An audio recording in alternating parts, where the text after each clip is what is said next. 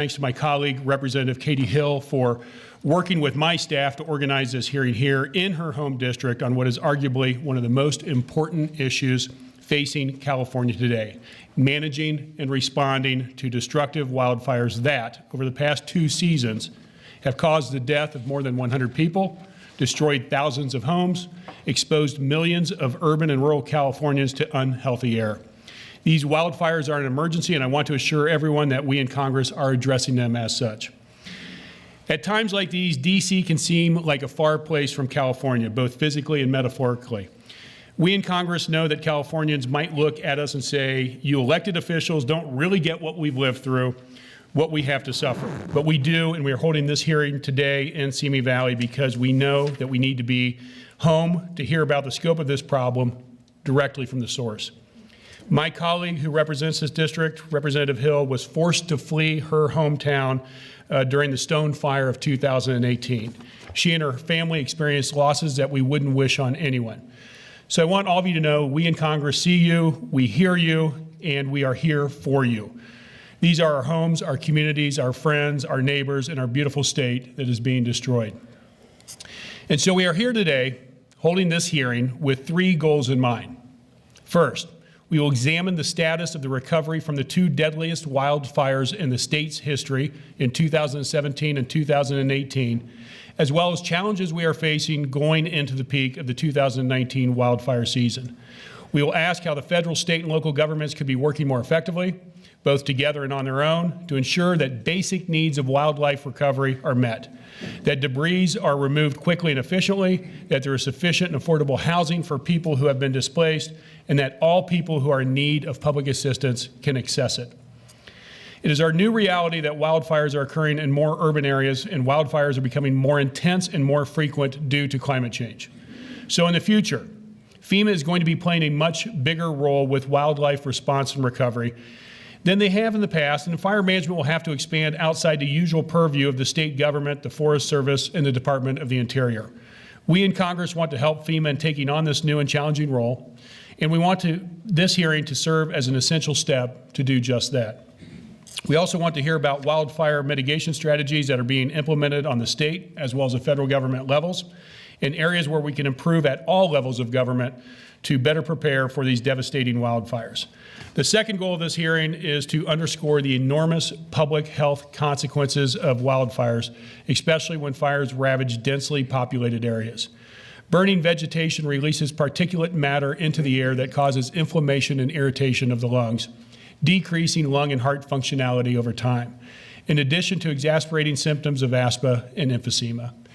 And if that's not bad enough, the 2018 Paradise wildfire revealed another major public health threat: the release and spread of toxic chemicals. When wildfires ravage urban communities, which in the past are very rare, chemicals such as lead and asbestos that are contained in pipes, building materials, refrigerators, and other household necessities get released into our air, our soil, and our water. Finally, this hearing will demonstrate that if we in the federal government don't take action on climate change, we are digging our own graves, fire by fire, hurricane by hurricane, heat wave by heat wave. The statistics from last year's wildfires alone should make our heads spin. Total economic losses to the state of California were estimated to run at least $400 billion, making the 2018 wildfire season the most expensive natural disaster in the history of the United States. State and federal authorities say that it will cost at least $3 billion to clear debris from 19,000 homes and businesses. Over 1.8 million acres of land burned last year, approximately 2.5 times the amount of land that burned the previous year in 2017. But to be honest, though, as horrifying as these numbers are, they don't come close to getting at the true devastation wrought by forest fires. Fires don't just damage homes that can later be repaired. They destroy homes and lives. They reduce families' entire histories to piles of toxic rubble. My home, like every American, is fundamentally a part of who I am. Everything we keep in our home tells our stories. The old photo album, the high school yearbook, our children's old artwork. These are stories that we cannot bear to part with, family heirlooms that have been passed down through generations. It's all there in our homes. And if we were to lose it, we lose a core part of ourselves. I can't imagine the pain of watching the life you've built go up in flames right before your eyes. And yet we in Congress have not done enough to mitigate these fires for the future, because we're wasting our time arguing over whether climate change is even real. There's no other word for it but shameful. Let me end by quoting from the state of California's 4th National Climate Change Assessment. By 2100, if greenhouse gas emissions continue to rise, one study found that the frequency of extreme wildfires burning over approximately 25,000 acres would increase by nearly 50%, and that the average area burned statewide would increase by 77% by the end of the century. People in California have seen the extraordinary damage wildfires have done just in the past 2 years. Do we want our children and grandchildren to continue to suffer and have worse conditions than us? Every single person in this room wants the same thing, for our children to have a better lives than we do. But little by little, with every day that we don't act, we are chipping away at their future, their homes, their air, their water, their hearts, their lungs, their livelihoods. We must fight together to make sure this doesn't happen on our watch. Thank you, and I now invite my colleague on the subcommittee and vice chair for the full committee on oversight, Ms. Hill, to give a 5-minute opening statement. Thank you so much, Mr. Chairman. And again, thank you all for being here. This is a great honor to have a hearing like this in our district. So many of you in the audience have felt the impacts of these all too common wildfires.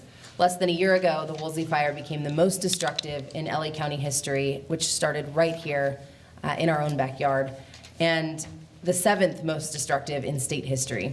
You've been evacuated from your homes, you've watched houses and other structures burn, you've felt the anxiety of not knowing what you will come home to. While many people across the country on TV and social media have watched as these fires continue to burn, affecting the same neighborhoods and communities year after year, we have experienced them firsthand. As the chairman mentioned, my family and I have been personally impacted by these fires, as so many others in this community have. I had to evacuate my home last summer. We had to trailer my horse, relocate my other animals to my sister's house, only for my sister to also be evacuated later. And I cannot emphasize enough that this was not the first time.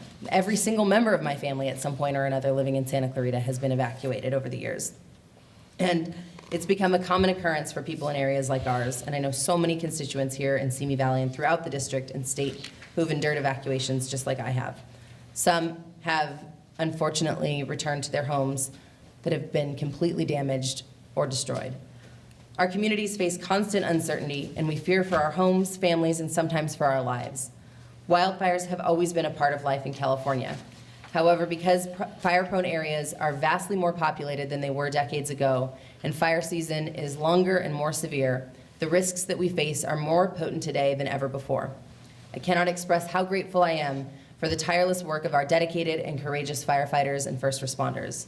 With the hot and dry conditions and heavy winds that they encounter, containing and extinguishing these fires is often a Herculean task. We must all do our part to prevent these out-of-control wildfires from burning throughout our neighborhoods and work together to mitigate the damage when they do. This includes our local, county, state, and federal agencies. We need to talk about the root causes of these wildfires and their impacts on our communities, and acknowledge that climate change has been a major driver of the destruction that has wrought throughout our state. Over the last century, Southern California has grown about 3 degrees warmer. It's not a coincidence that we have also been experiencing larger and more frequent wildfires over the past few decades. Higher temperatures and droughts dry out vegetation, making our landscape a virtual tinderbox. We're also seeing more winter rain in fire-prone areas. This leads to more growth, which can be dried out during our hot summers, and in some areas can become ultimately fuel for more fires. Wildland fires, including large fires, are a natural part of ecosystems in California, and many native plants and animals depend on habitat created by fires. That being said, we must also address the fact that many wildfires do occur naturally, but do not occur naturally, but are instead the result of human inaction or action itself. Some are caused by a person's negligence or thoughtlessness, such as the campfire left to burn or a lit cigarette discarded in the middle of dry brush. Equipment belonging to California utility companies has been responsible for igniting some of the most catastrophic wildfires with the most severe impacts to communities in state history. Consumers should not bear the heavy burden of paying for damage that these companies are responsible for.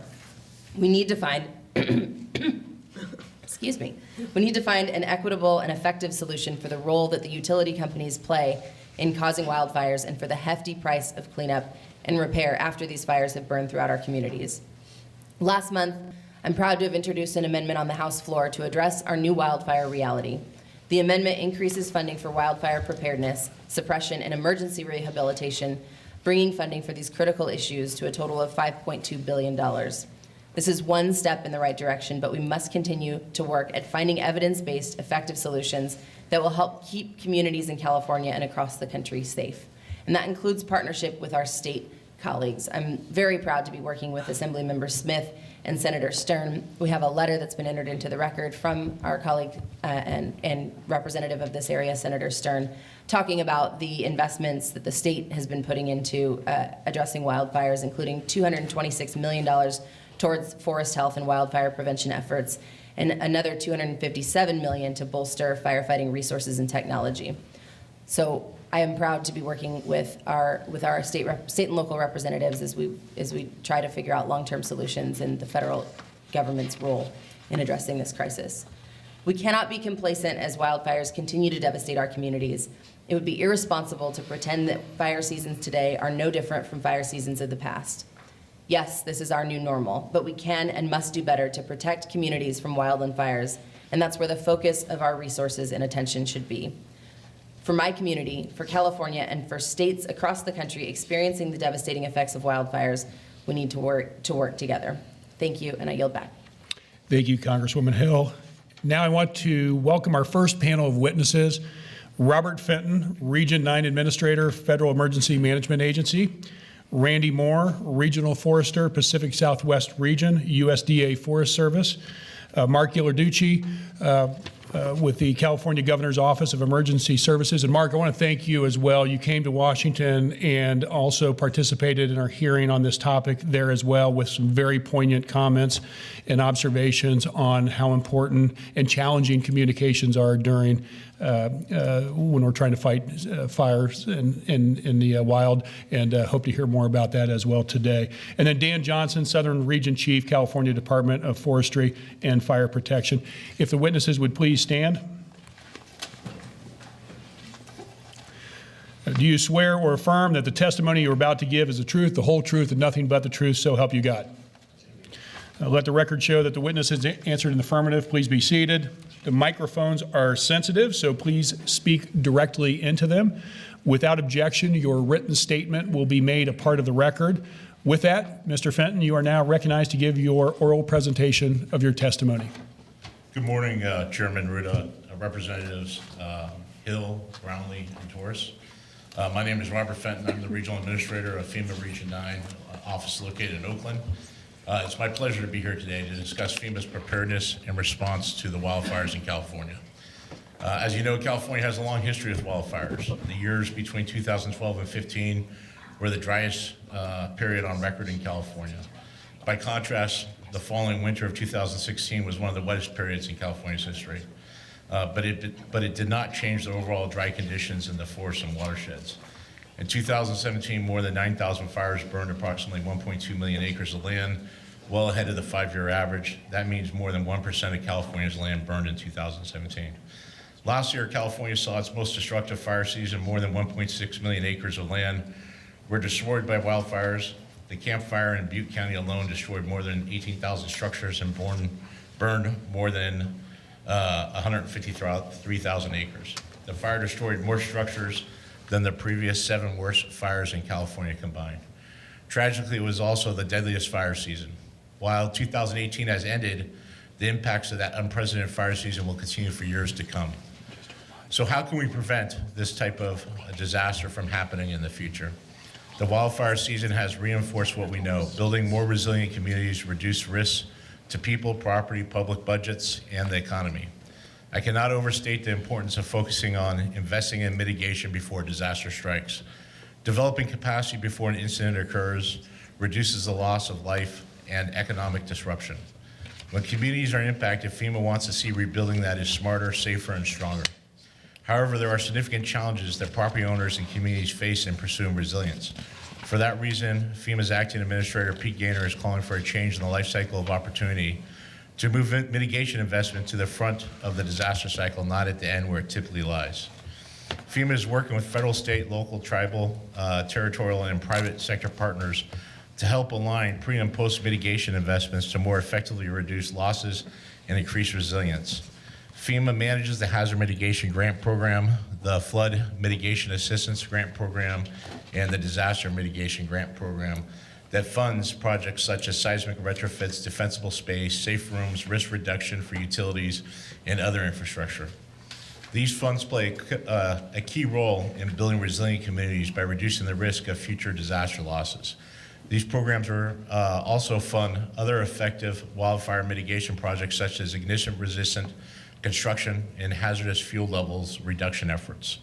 Mitigation is vital to California. The National Institute of Building Sciences Multi-Hazard Mitigation Council has shown that mitigation programs have saved the American public an estimated $15.5 billion by building new construction beyond code requirements, and $158 billion in savings from federally funded mitigation grant programs from 1993 through 2016. From the preparedness perspective, FEMA continues to maintain and strengthen the national preparedness system by helping our non-federal partners build their capabilities, which will reduce their resilience on the federal government in the future.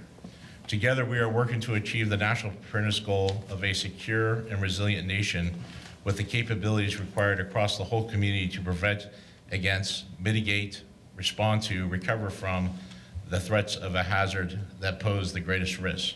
For example, FEMA is focused on promoting integrated mutual aid across the whole community.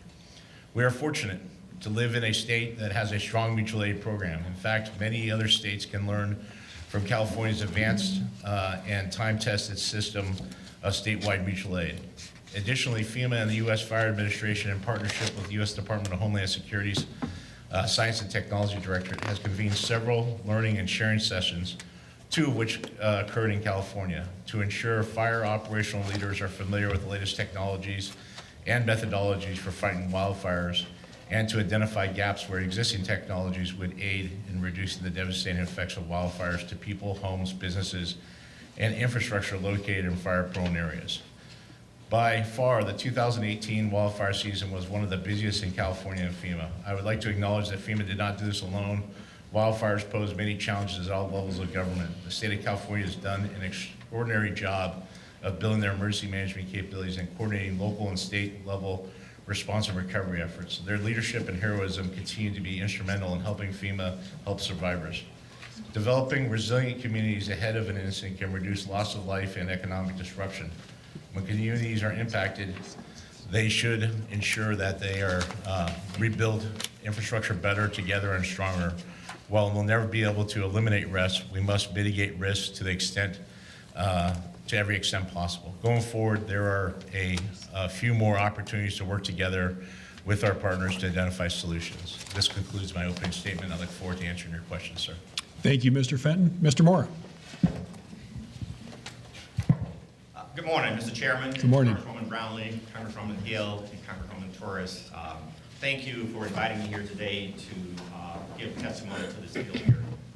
My name is Randy Moore. I serve as the Regional Forester for the Pacific Southwest region of USDA Forest Service. And I'm happy to talk about the important work that we're doing with our partners to prepare for and mitigate the risk of wildfires here in California. In 2017 and 2018, California experienced the deadliest and most destructive wildfires in the history. More than 17,000 wildfires burned almost 3% of California's land mass. These fires tragically killed 146 people, tens of thousands of homes and businesses, and destroyed billions of dollars of property. Our national forests impacted by these fires, we're conducting salvage sale operations, we're beginning reforestation efforts, and we're further reducing hazardous fuels that's in our national forests. The 2019 fire year in California began with an extremely wet winter and extended into May of this year. This much-needed precipitation replenishes reservoirs and delayed the start of fire season in higher elevation forested lands. As a comparison, over 4,700 fires have burned over 62,000 acres across all jurisdictions in California to date. This time last year, we had 8,000 fires and we had burned nearly 940,000 acres.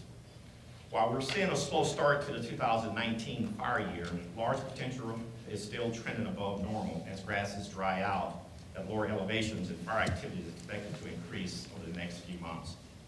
Currently, more than 25 million acres of California's wildlands are classified as very high or extreme fire threat. Approximately 11 million people live in this high-risk area. We all know that actively managing these fire-dependent landscapes and implementing fire reduction projects can reduce the frequency and the impact of severe wildfire events.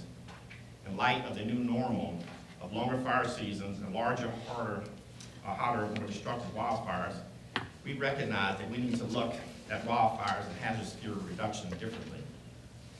Last year, USDA launched its shared stewardship approach to management that brings states and stakeholders together to prioritize cross-boundary investments to improve forest conditions.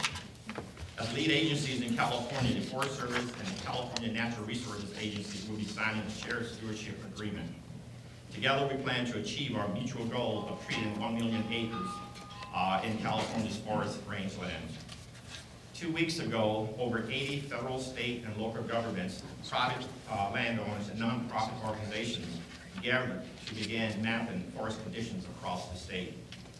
We'll use this map to focus and prioritize our hazardous fuel reduction projects together so that we are treating larger swaths of land at one time, making the treatments much more effective and our forests more healthy and fire resilient.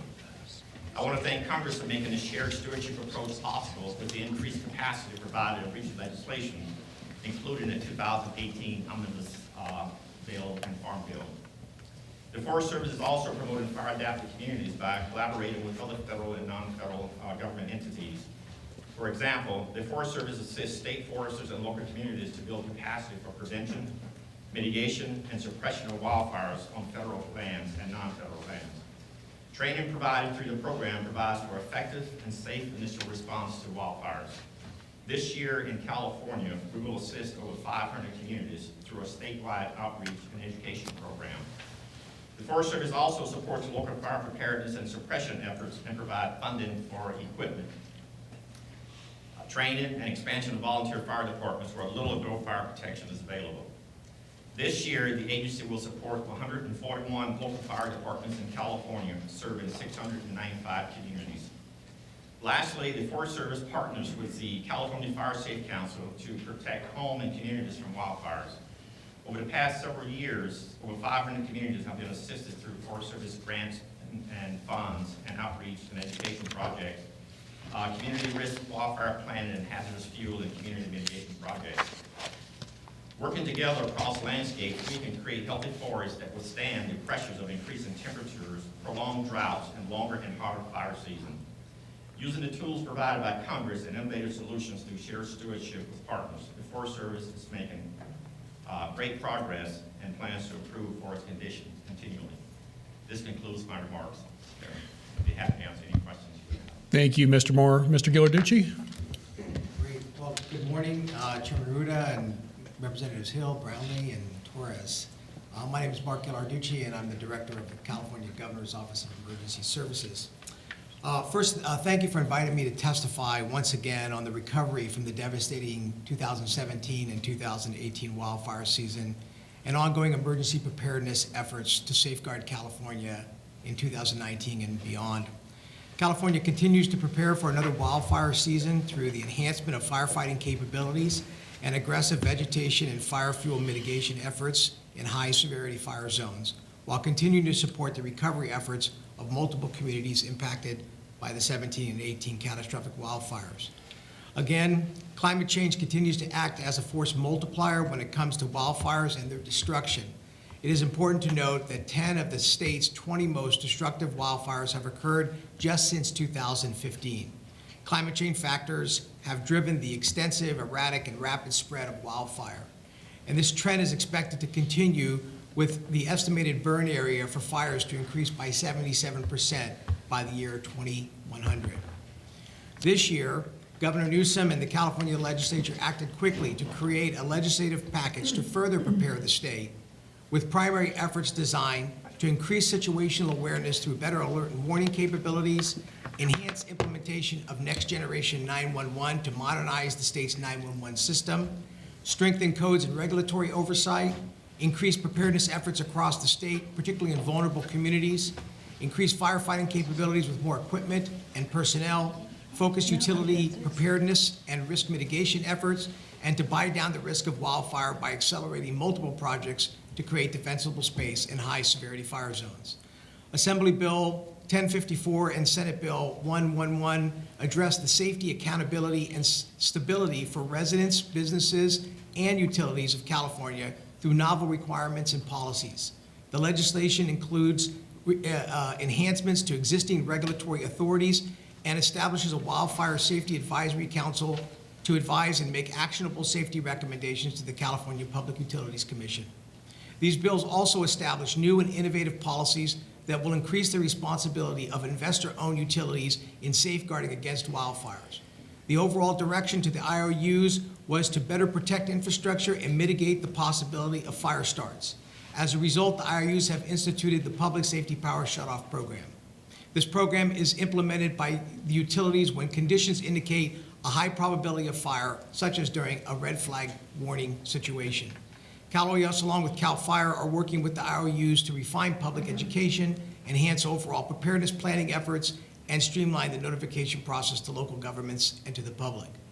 In addition, as part of ensuring for the state's fire mutual aid response capability, Cal OES, CAL FIRE, the U.S. Forest Service, the USDA, along with local governments, have jointly come to terms regarding the current interpretation and implementation of the 2019 California Fire Assistance Agreement that provides for reimbursements to state and local fire responders. This agreement is a critical component to reinforce relationships and ensure that the capacity of local and state fire mutual aid assets that respond to wildfires at the request of the federal government remain in place and are reimbursed in a timely and efficient manner.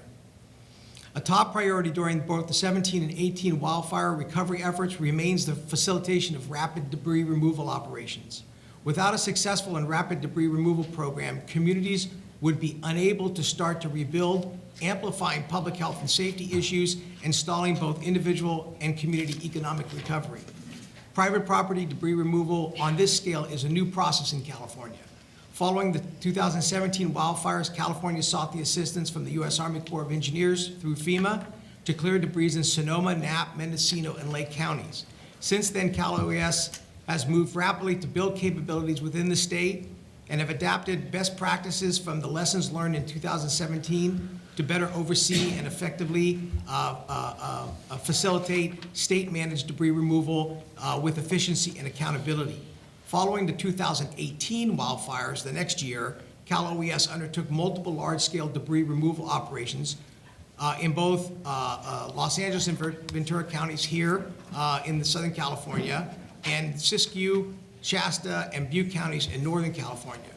Removal of debris from the Hill and Woolsey fires was completed during the final week of July 2019. A total of 422,229 tons of debris was removed from the burn areas of the Hill and Woolsey fire. The Camp Fire debris removal program in Butte County, with more than 18,000 destroyed structures, is now roughly 85% complete. Both projects have been efficient and have exceeded metrics and timelines initially set. In addition, throughout the 17-18 wildfire recovery efforts, assistance to individuals has been another top priority.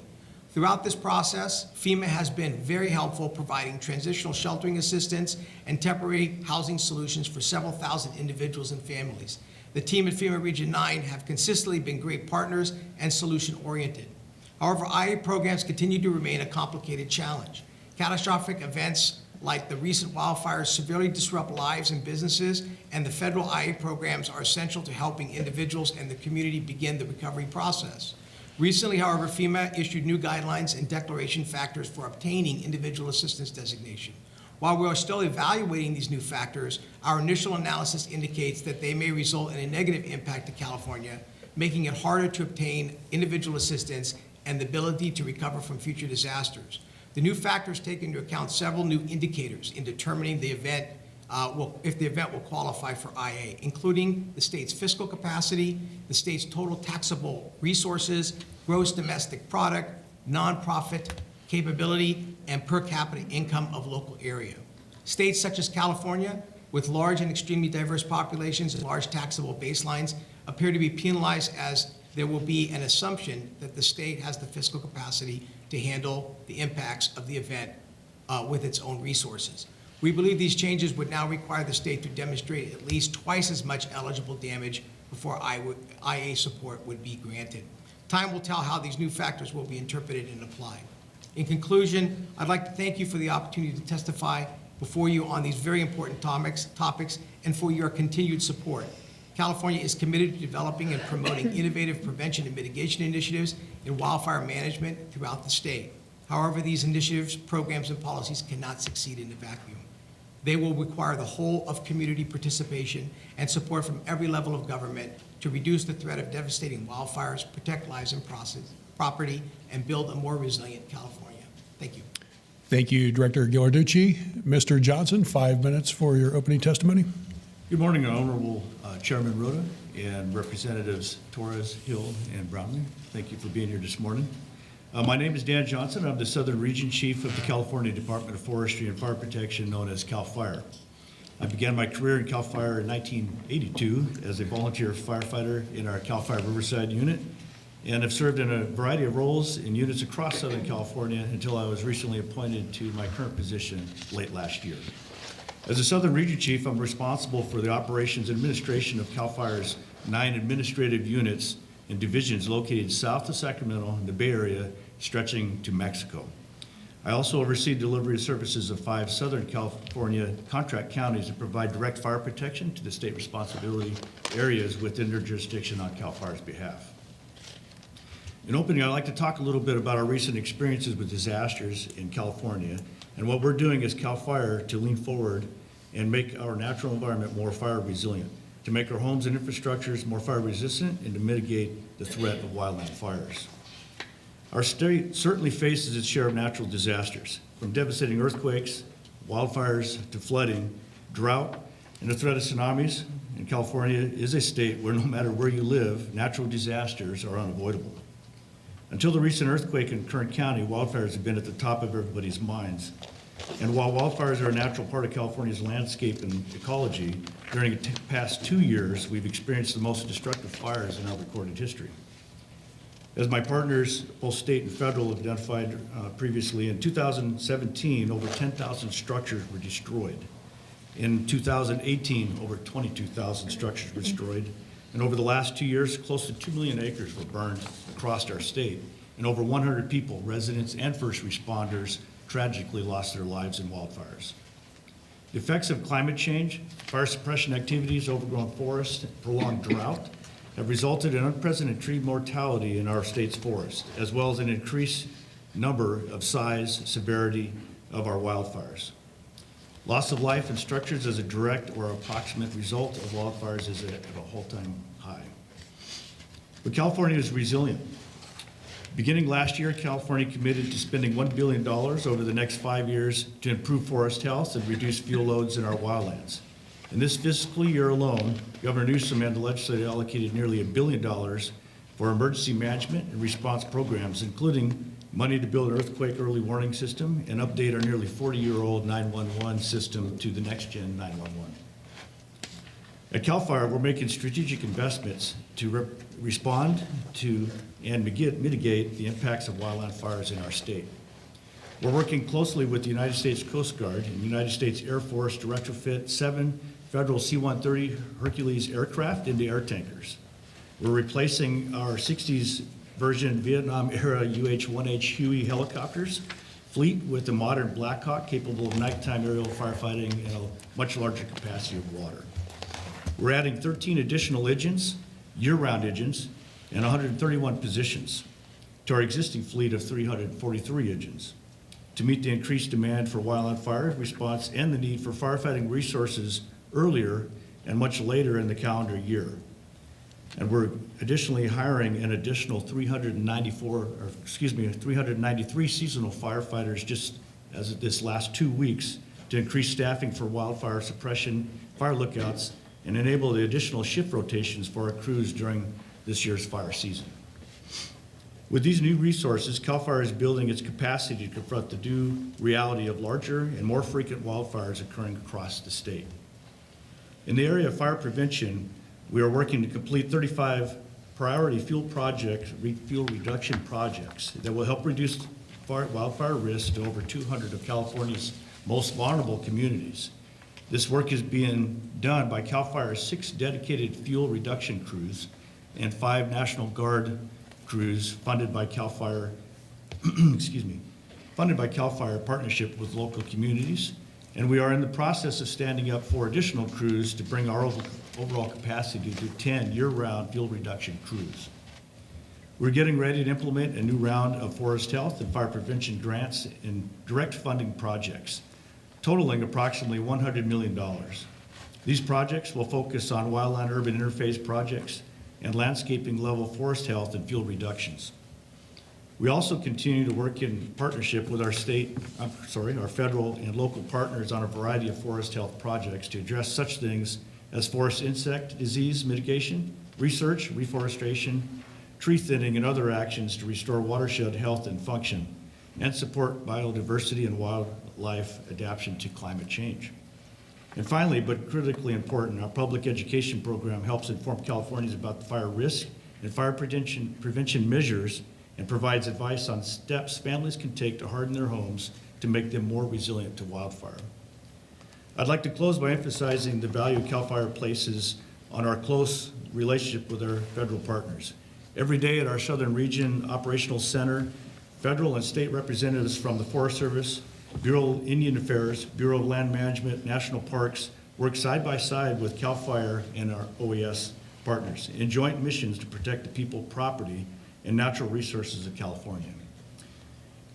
Thank you, Honorable Chair and committee members, for the opportunity to testify today. I'd be happy to answer questions. Thank you, Mr. Johnson, as well as all the witnesses. The chair now recognizes Congresswoman Hill for 5 minutes of questioning. Thank you so much, Mr. Chairman, and thank you to all of our witnesses. Really quickly, I'd like to formally request that letters from Assemblymember Smith and Senator Stern be entered into the record. Without objection, so moved. Thank you so much. Today's hearing fits within this subcommittee's ongoing attention to the existential climate crisis, as we've heard from our witnesses. What we're discussing today underscores the dire conditions that we are currently experiencing throughout the country, including right here in Southern California.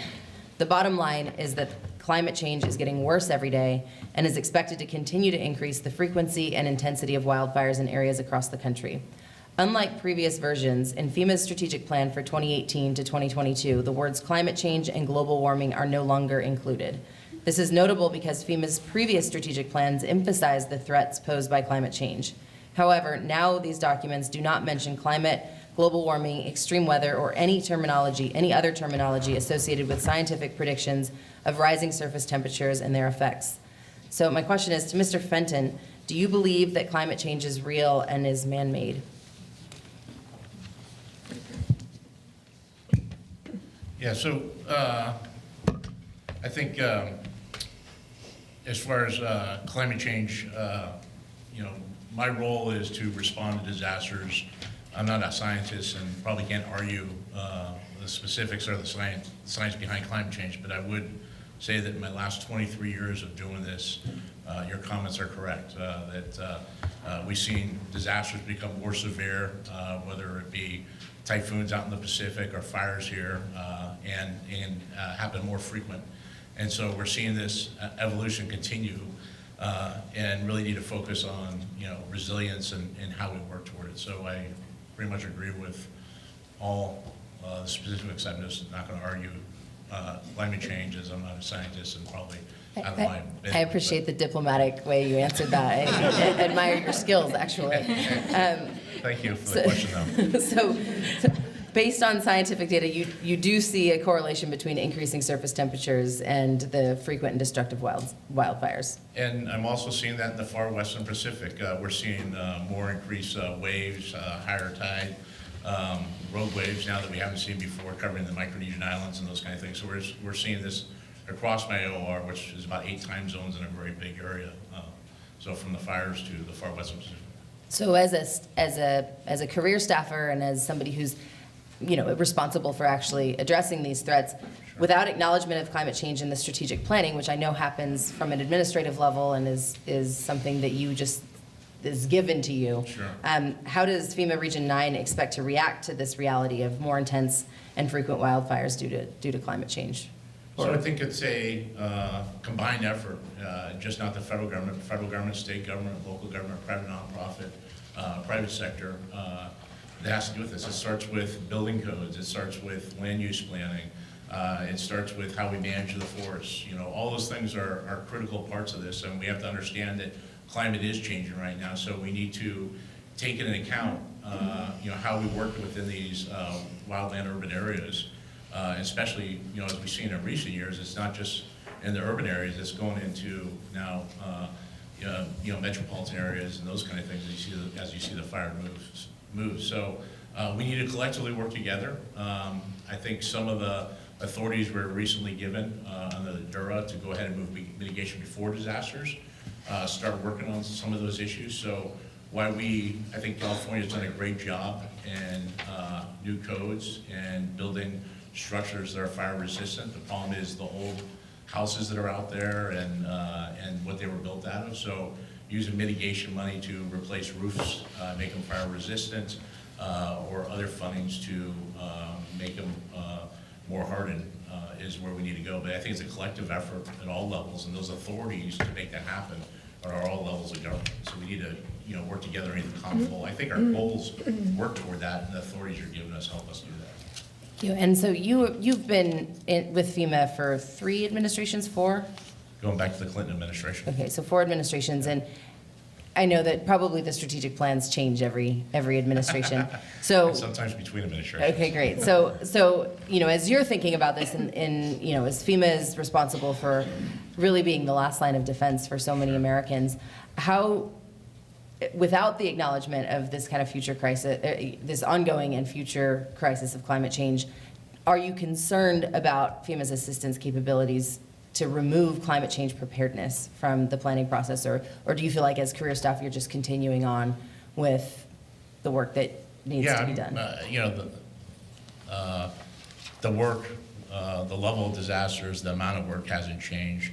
I really support our state and local governments. That's all my authorities are to do that. So the fact that that's their focus, it's my focus, and I continue to work on that. I just came back from a Pacific Partnership meeting. We talked about tidal change out there and everything we could do in doing that, and partnering with the universities and academic institutions to further look at that, including NOAA and other organizations out there, just like we're partnering with Cal OES and the different fire agencies here to figure out what we can collectively do better. And it's really a mosaic of programs and authorities between all of us that help or enable us to move the needle and make us more resilient and ready for fires. Well, we appreciate your work, and I recognize the impact that the shutdowns have had on federal agencies and that administrative decisions have, and that you and your staff have been continuing to assist us on an ongoing basis is definitely recognized, and we'll fight to continue to make sure that the resources are available to you.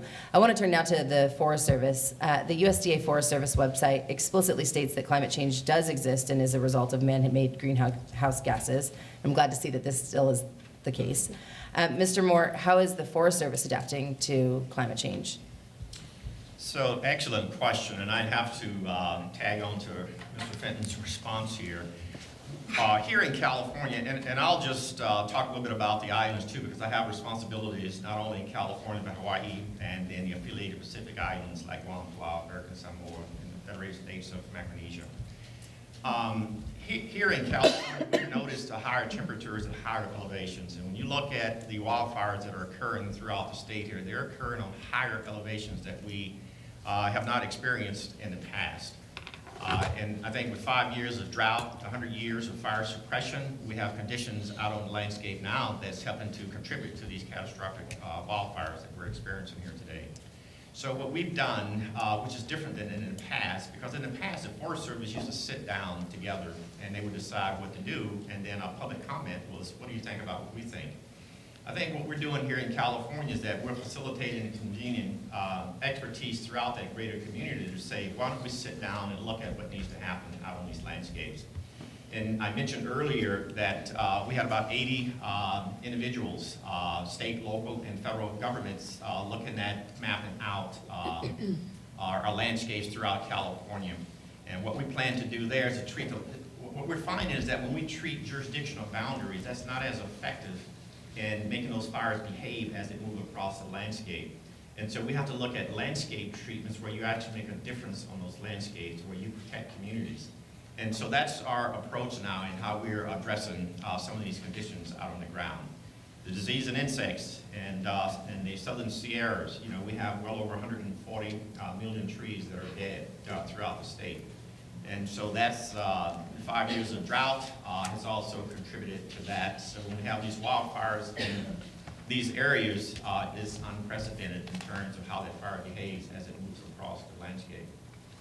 Thank you. And do you believe that the refusal to, the change in kind of administrative policy around climate change has affected your ability to combat wildfires resulting from climate change or the planning for the coming years? Well, Congresswoman, keep in mind that as a federal employee, it doesn't matter what administration comes in, we try and respond to whatever policies are in place. And that's where we are now, that whatever policy is in place, we're going to do what we can to make sure that policy is implemented. I'm finding, though, that with shared stewardship, as an example, recently, it has allowed us to move across the landscape and look at larger areas to treat.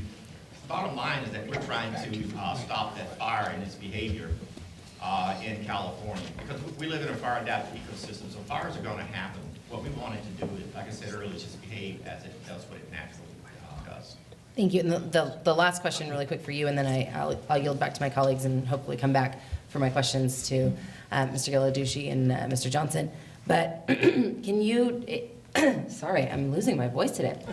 But can you just speak briefly, either Mr. Moore or Mr. Fenton, to the impacts that the shutdown had this fiscal year on any of your abilities to address the wildfires? So normally, in January, what we would do is we do a lot of our hiring of our seasonal workforce in January. So we were not able to do a lot of the hiring then. But that's also when we have the best window to do prescribed burning. And so, give you an example, we burned 63,000 acres here in California last year, which is the most that we've ever burned since 1991, since the original fire plan. This year, we're about halfway there. Most of our windows are disappearing. Although we've had a wet window, wet spring and wet winter, it's allowing us to do more than we normally would this time of the year. So it may be balanced out in the end, but so far, we have not reached that level that we reached last year. And so it has some impacts on what we've been able to produce. And Mr. Fenton, anything on your end? This has probably been the busiest year I've had in Region 9, so we were all at disasters from one end of our area to the other end with maybe a small group of people that work more on resilience that weren't in the office. So if anything diminished, it's more that resilience, preparedness type of work, working with communities that didn't happen during that period. Thank you very much. I yield back to the chairman. Thank you, Congresswoman Hill, and with a little luck, we will be able to get back to some follow-up questions. And before I move to the next member, just very quickly, Mr. Fenton, how long have you been at this job, in this career? Started in '96, so 23 years now. 23 years. Mr. Moore? About 40 years. Okay. Mr. Ghilarducci? Just about 38. Mr. Johnson? About 31, sir. Well, thanks to all of you for your incredible service and experience, because we certainly need it. The chair now recognizes Congresswoman Torres for 5 minutes-ish of questioning.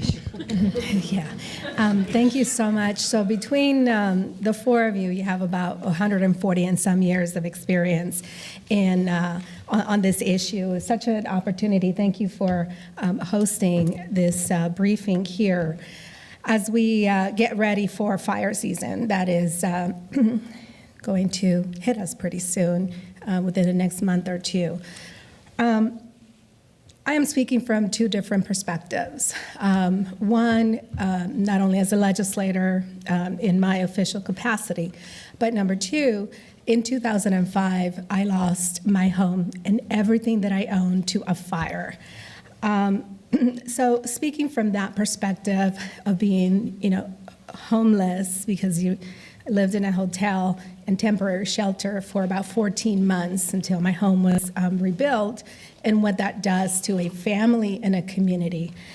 On the issue of mutual agreements, that's really, really critically important to me as I look to how we're going to combat these wildfires that now come with their own climate, as has been stated in last year.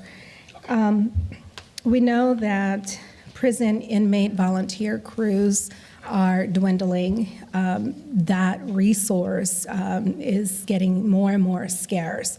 So what are we doing to not only prepare our communities, and I'm not just talking about fire clearance, I'm talking about how are we engaging the broader community at every level to ensure that we are able to either train volunteers who may be interested in doing this type of volunteer work as needed, or just members of the general community to help them survive a wildfire.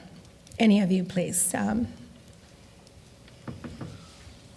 maybe I'll start and just say that, California, in the context of mutual agreements and mutual aid. Can you pull your mic to Yeah, us? in the context of mutual aid and mutual agreements, California really has the most robust, most innovative mutual aid system in the world.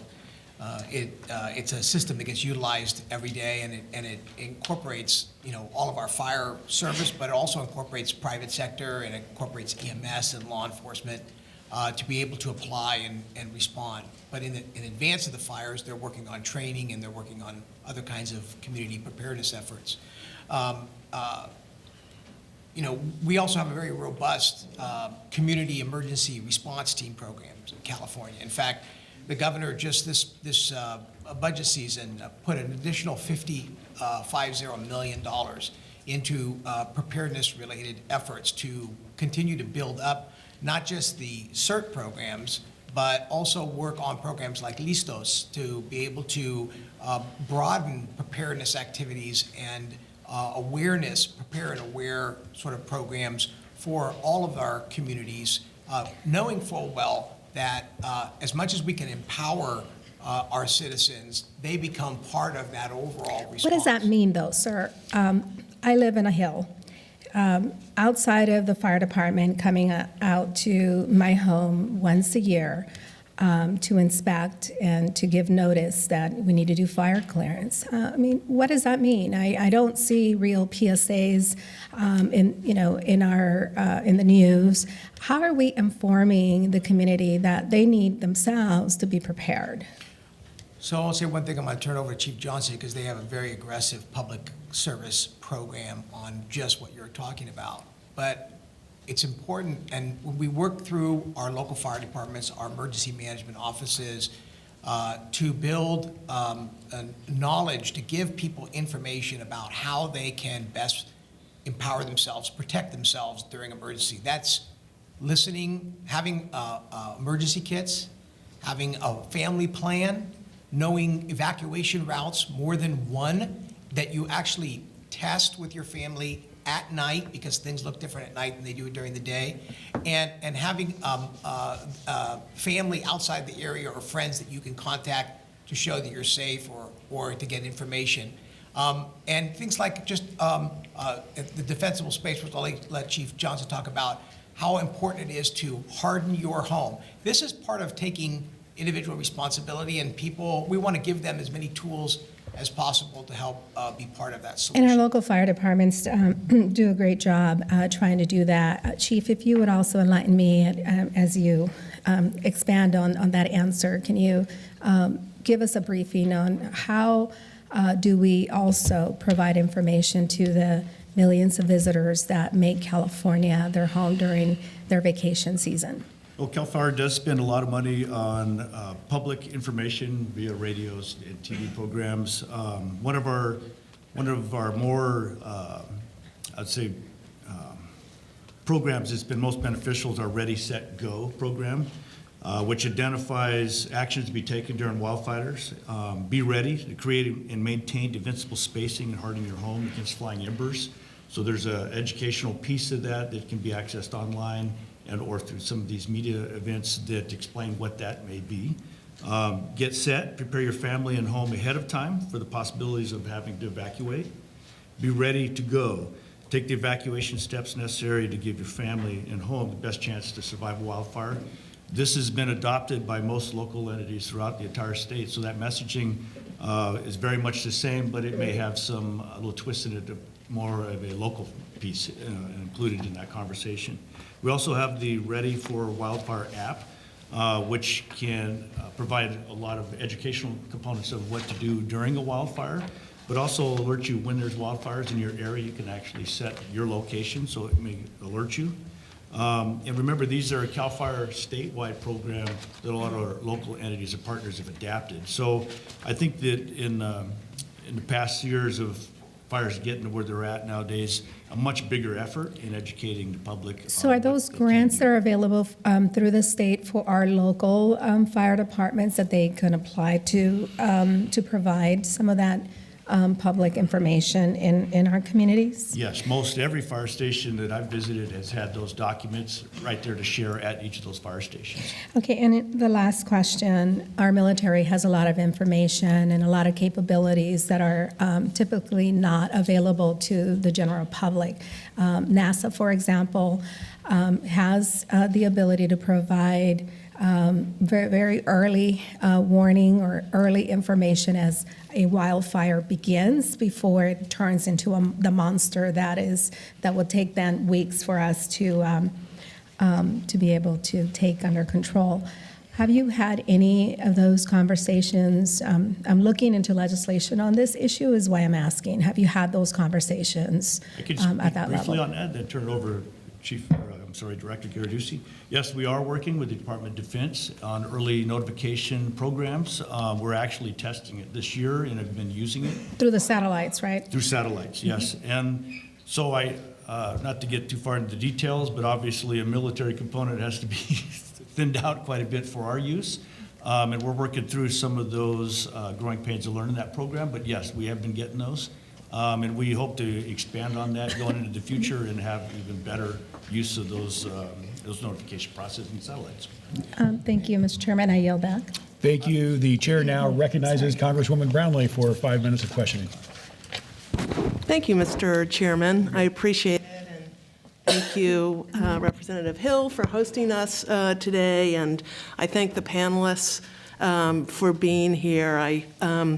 Having represented most of Ventura County, Katie and I both have some responsibilities there. I feel like I've gotten to know each and every one of you very, very well over that course. And previously, before being in Congress, I served in the state legislature and represented Malibu at the time and went through 2 Malibu fires with you as well. So I really, truly, and my constituents really, truly appreciate your service very, very much, each and every one of you.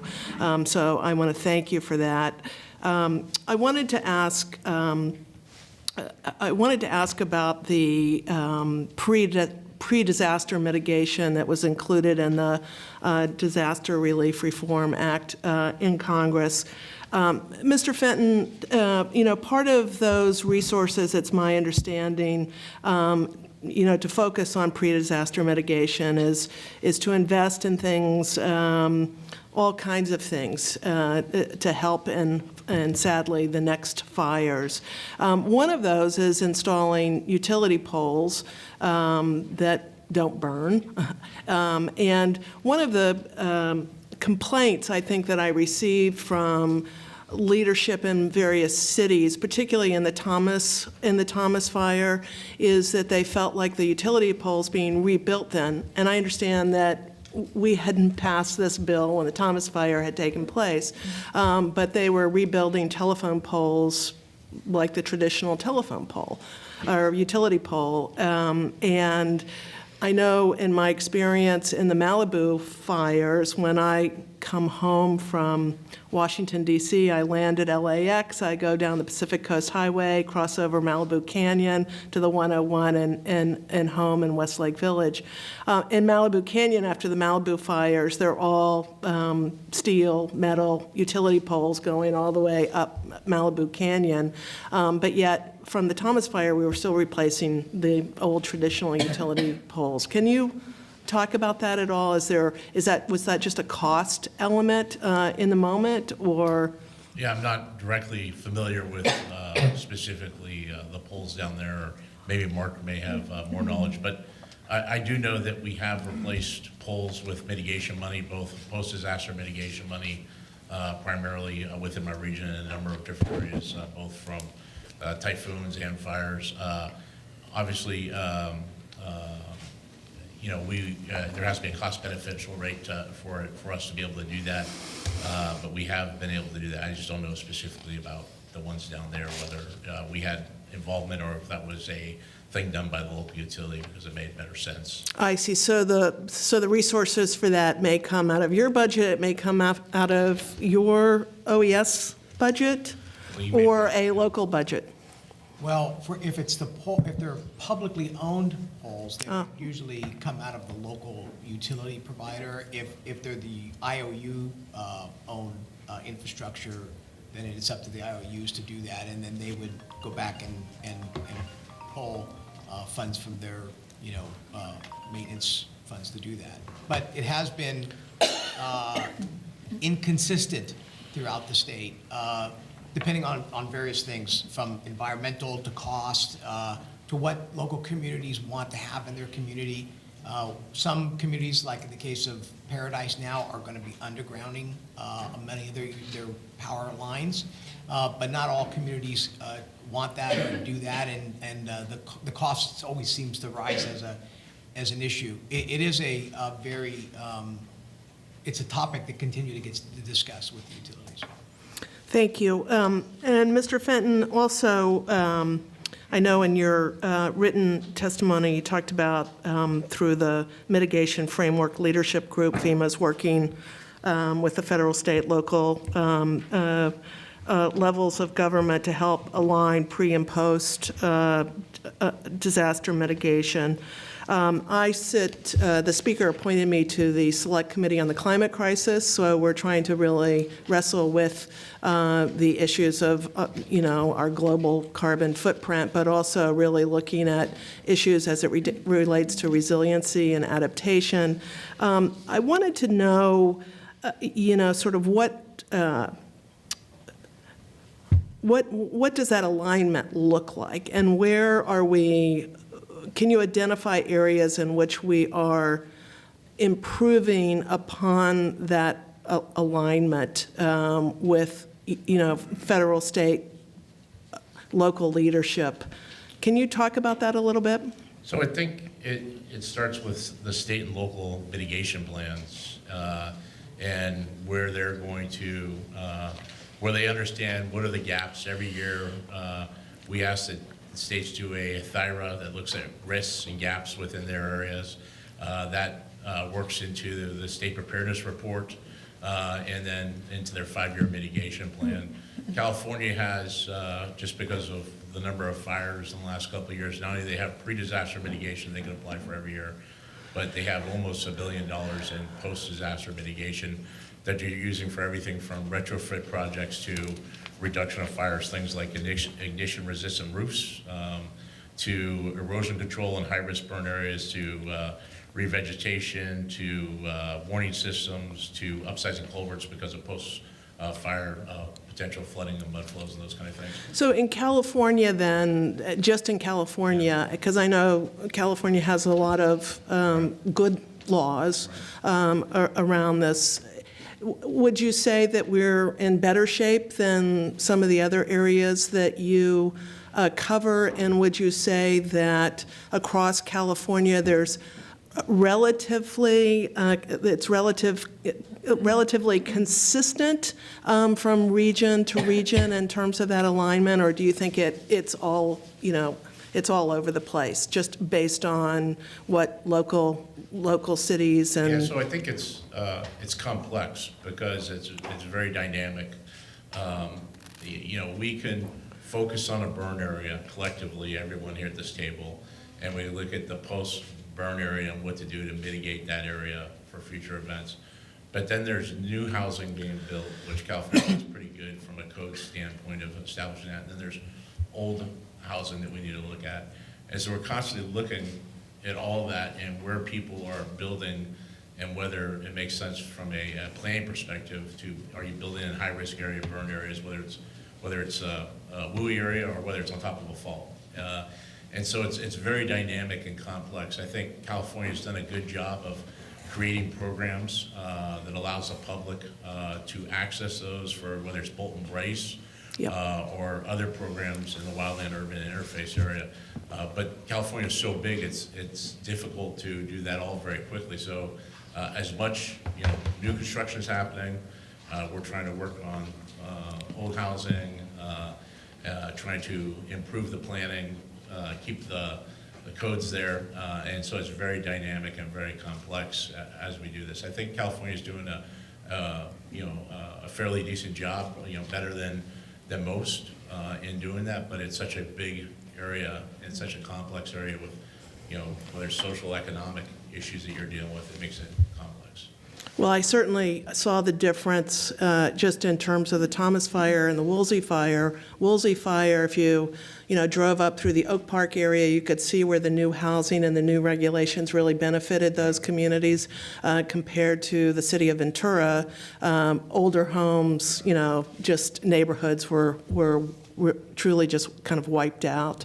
So I certainly saw firsthand the impacts of some of California's laws in terms of housing construction, and that's a very positive thing. Am I under the 5-ish rule or the? We'll get back to you. Okay, I yield back, Mr. Chairman. Thank you. I now recognize myself for a line of questions. Mr. Moore, you talked about, we had a very wet season, and I think a lot of people are under the perhaps misconception that because we had so much rain and snowpack that we should not expect as severe of a wildfire season. Yet, as much as we enjoyed the bloom, as well as the mustard bush that is not indigenous to California, it is all now dead and excellent tinder for fires.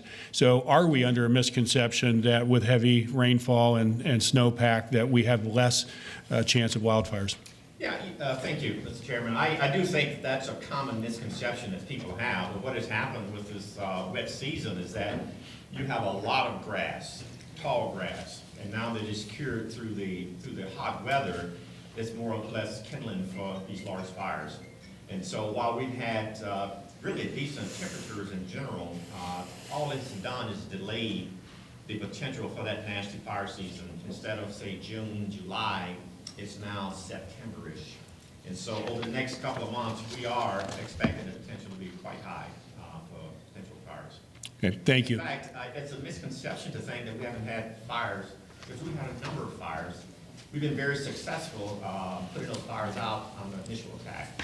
In fact, we're about 98% successful to date in stopping those fires. Good. And Mr. Johnson, you talked earlier about additional hiring you've done this year, additional assets you're deploying. Can you briefly talk about where the funding for those additional hires and assets came from? The funding came from Governor Newsom to support our more year-round fire season that's occurring. So we bolstered the hiring to earlier in the year and later in the year, okay, and asked for additional firefighters to bolster that and to actually get people off duty. Excellent. And then this question is really for for all four of you, so I'd like all four of you to weigh in on this. I think it utmost importance is that we focus on mitigation. And just like healthcare, trying to address healthcare needs up front is typically a lot cheaper than dealing with the issue in the emergency room down the road. And so when we talk about mitigation efforts, it's unfortunate that the president would suggest that buying and training people on how to use rakes is a good solution for mitigating firefighting. And I recognize that you certainly have ideas on how best to mitigate, and you've talked about a lot of that here before. But I really want to hear from each of you your perspective on what the federal government can be doing to help in the mitigation efforts, whether it's block grants to the states or additional assets being deployed. So maybe we'll just go right on down the line, Mr. Fenton, and start with you. So as I talked about, we work with each one of our states to build strategic 5-year mitigation plans to identify where those risks are. And then we have a number of different pots of mitigation money that states and local governments could compete for, both pre-disaster mitigation and post-disaster mitigation. As I spoke to, California has, I think it's a little bit over $600 to $700 million from the recent couple of years of disasters. And that will only get bigger as those estimates get bigger from those disasters. It's critical that I think that we have a overarching plan of where to make those investments at. As California is at threat for multiple risks, just not fire, but earthquakes, floods, and other risks.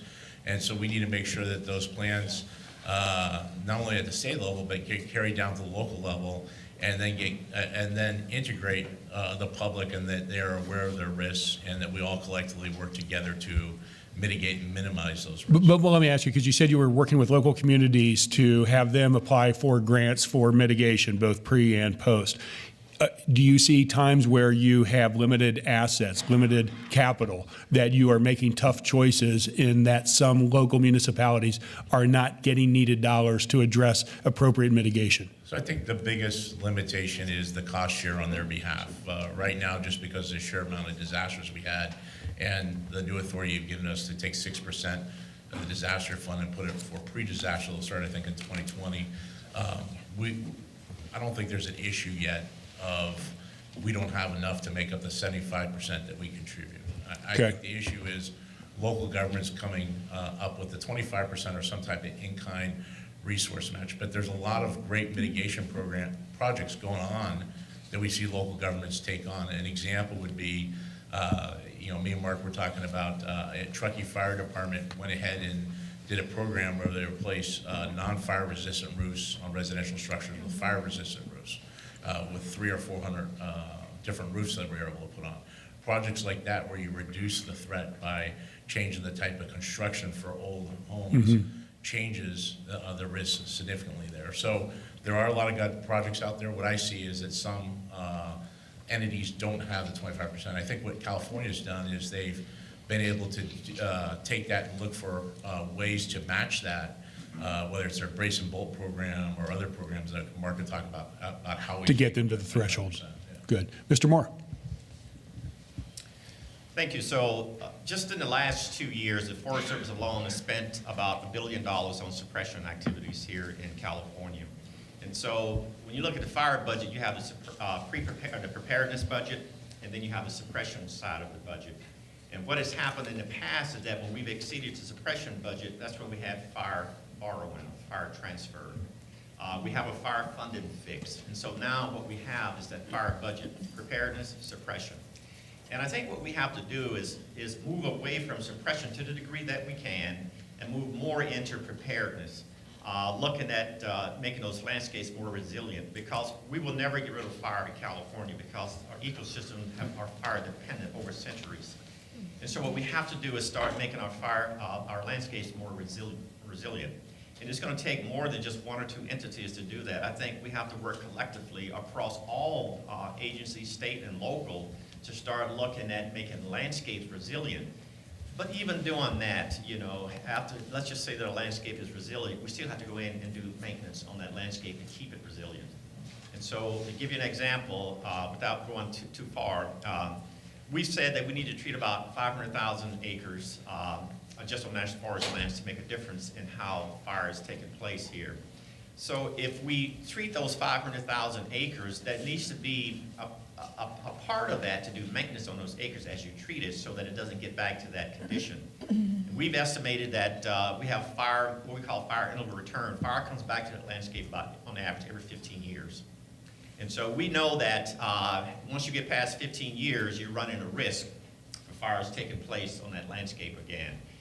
We have started doing that here in California, where we've had the 80 different entities meeting up at McClellan a couple of weeks ago to look at mapping out those severe fire areas and then prioritizing all funding to work on those landscapes and try to reduce the opportunities there. So let me see if I can summarize it. Are you basically saying that a greater investment in preparedness arguably could reduce the amount of money that needs to be focused on suppression and post-event mitigation? I firmly believe that, sir. Okay, thank you.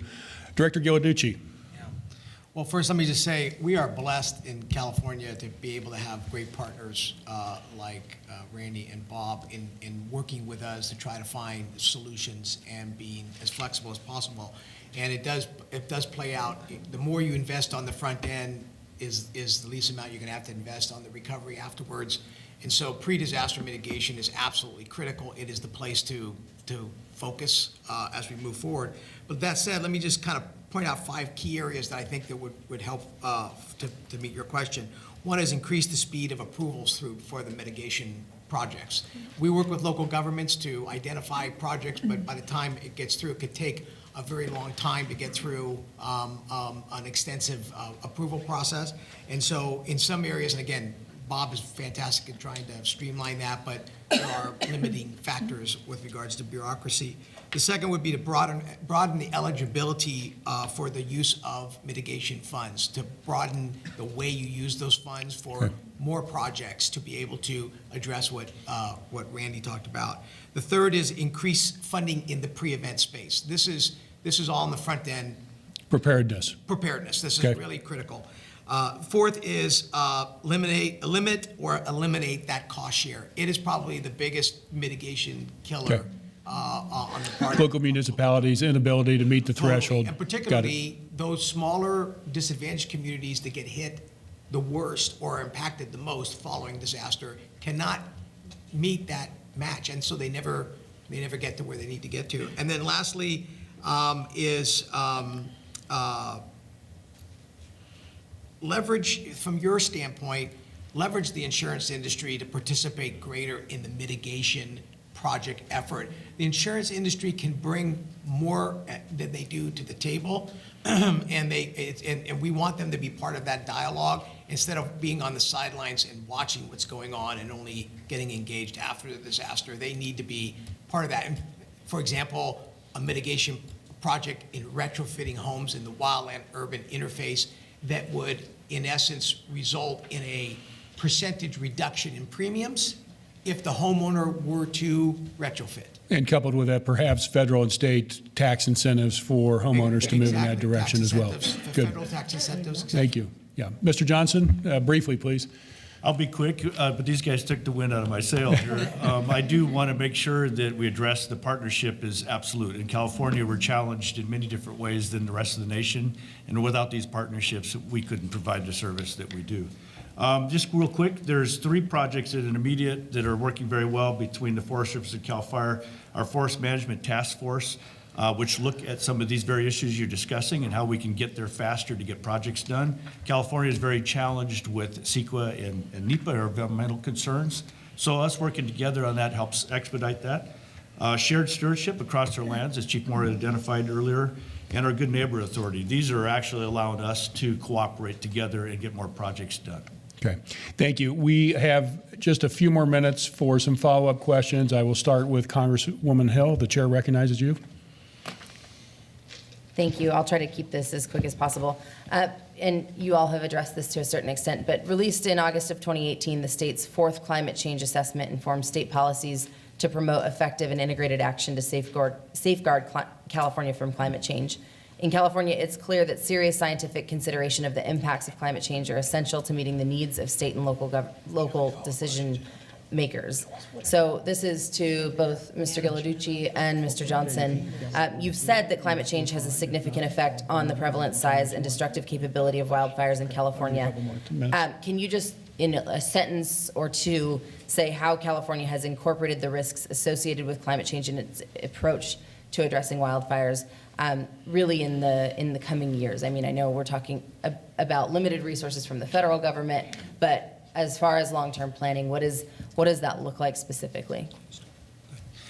Well, I'd have to say first, the support of additional resources and staffing, our partnerships with the forest going forward for fuels treatments to mitigate some of those interface areas, and certainly the funding that the state's provided us to partner with local entities as well as private sectors to get these fuel reductions accomplished.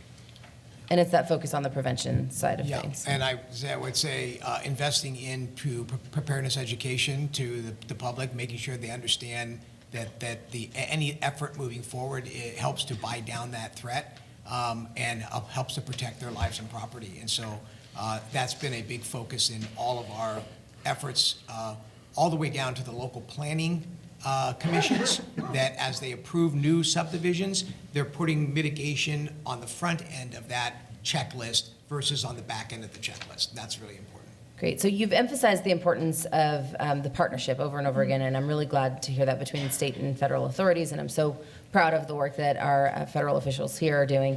But I am concerned about a few of the things that have happened from the federal side earlier this year, particularly from the administration. There was a showdown between California and Trump earlier this year about withholding aid until California does better, but fires actually start very frequently on federal land that we are supposed to be responsible for maintaining. In fact, the federal government owns or is in charge of 57% of forest land, if that's correct. Can you confirm that number in California, or maybe you can? Forested land in general, 20% of the total land base. Right. But when you look at the federal government, Forest Service, BLM, Park Service, then it's 57% of the forested lands in California. Great. So what are your thoughts on this, and what do we need to do to ensure that the federal accountability is in place, that it's not just passed off? And I guess you all are kind of beholden to what happens at the federal level, but to you, what do you think we need to do? Well, let me start off by saying that much has been reported in the news media about the federal administration and the California administration, and particularly in the space of preparedness.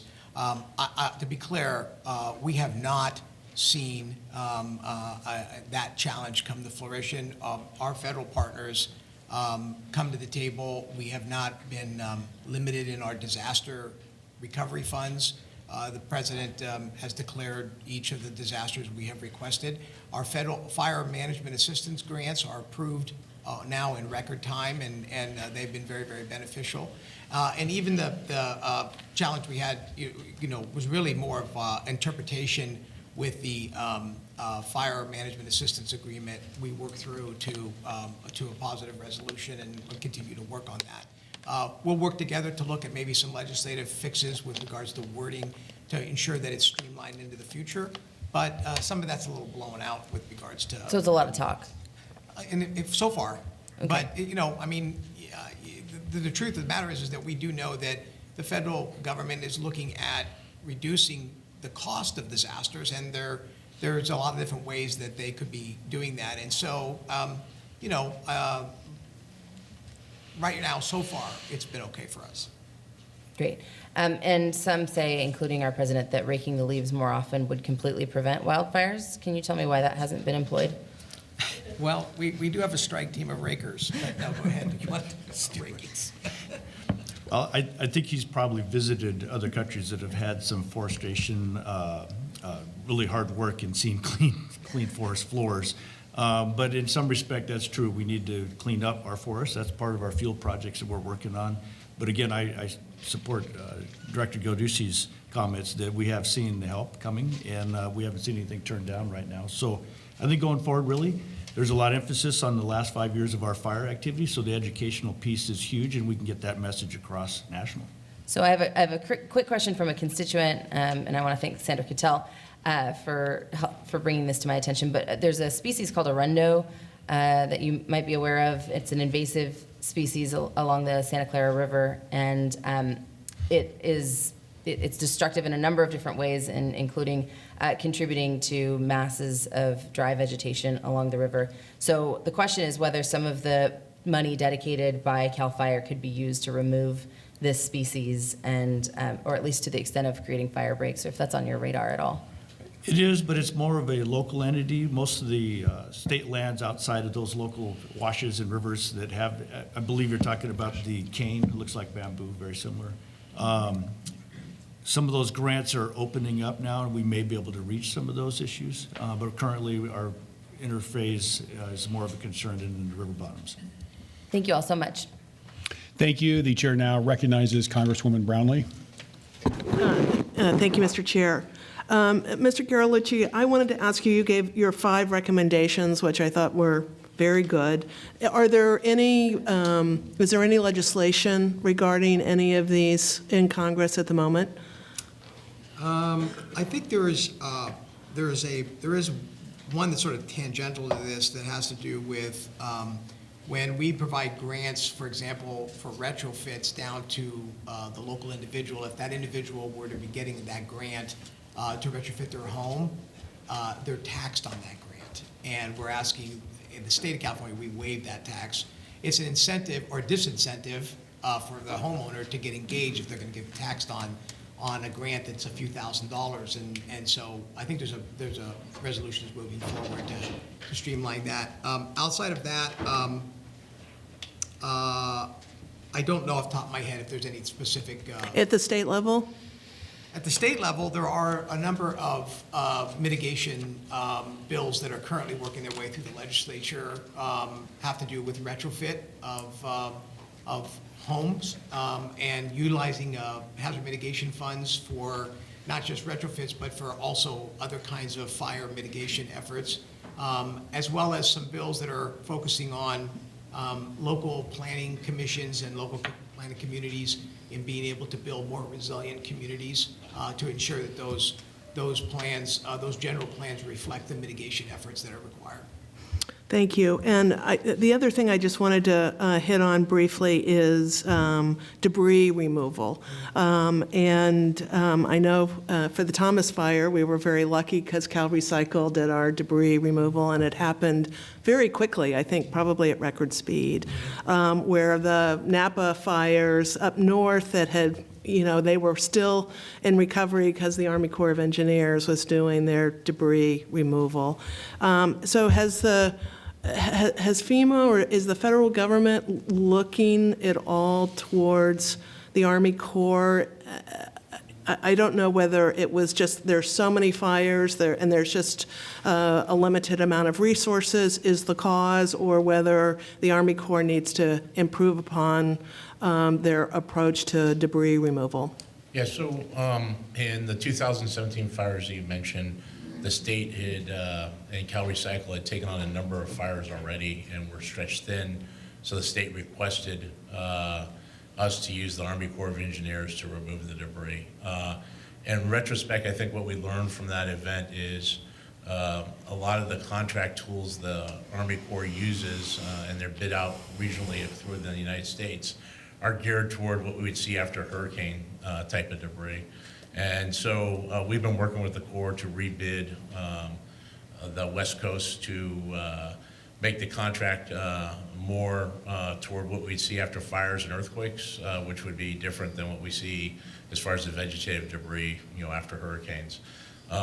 In the meantime, I think as we went into 2018, the state took on the debris mission with Cal Recycle. They had the capacity to do that. I think we all learned from 2017, and they were able to use those lessons learned. Are doing a great job both north and south and we'll finish ahead of schedule up north with regard to the debris removal. We partner together, as far as the monitoring, the management, all those kind of things to make sure we can maximize the reimbursement of anything the state does. Thank you, and I yield back. Thank you. And before we go to our next panel, 2 items. One, just want to let the 4 of you know that we may, as the members here at the dais, have follow-up questions. We will submit those to you in writing. Would hope that you would answer them in a timely manner. And second, I would ask that the staff of the Oversight Committee and the 4 members here who are sitting behind me, in front of me, and some in the audience, please stand up for a minute. Please stand up. Come on, don't be shy. I just want the staff to stand up. I see staff over here. Please stand up. And the reason I'm asking them to stand up is that as you can see, the staff that we have here in our districts and on the Hill tend to be very young. And these are incredibly impressive young people. They're brilliant. They work as hard as anybody you'll ever see. They work for peanuts, and they are true patriots, and I will tell you our country is in good hands going forward. With that, thank you for the first panel. I really appreciate your time, and we will see the second panel and get started again.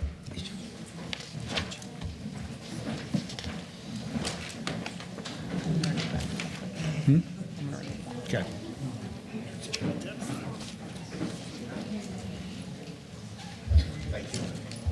Thank you so much. Thank you so much. Appreciate it. Yeah, great job. Thank you so much. Good to see you. Good to see you. Take care. Hope I don't see you soon. I'll just say that. Yeah, thanks, Mark. Good to see you. Good to see you. Take care. Yeah.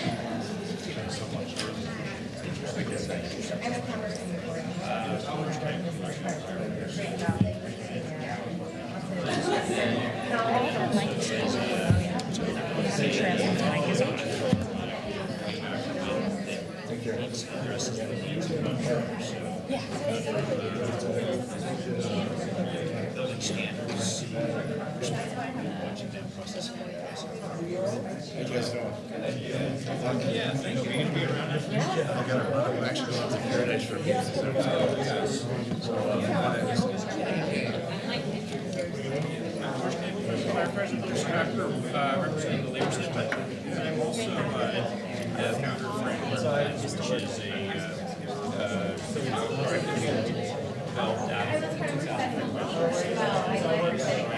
I was down for that. 2003 wildfires.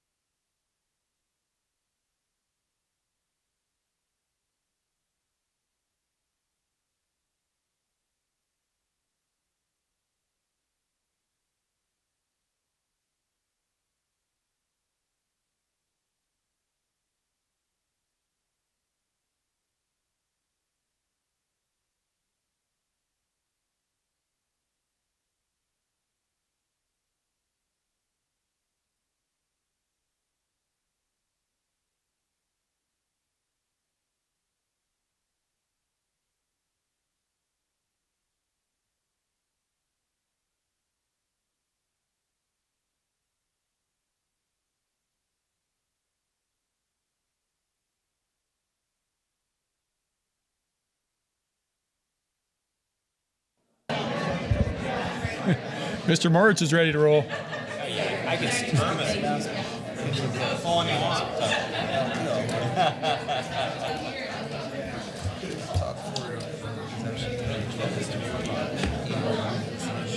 Is it really? Okay, I'll get you one. Should I be this? I can tell. I feel like you're.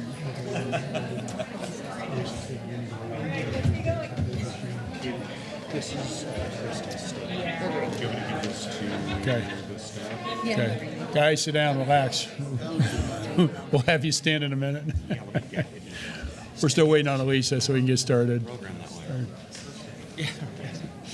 Morning lineup.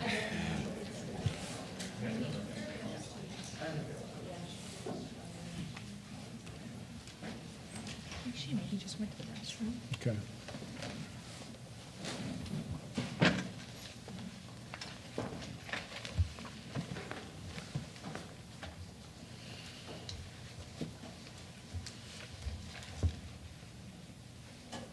Be just another moment. The staff members that are bragging about also, we do allow to go to the bathroom on occasion.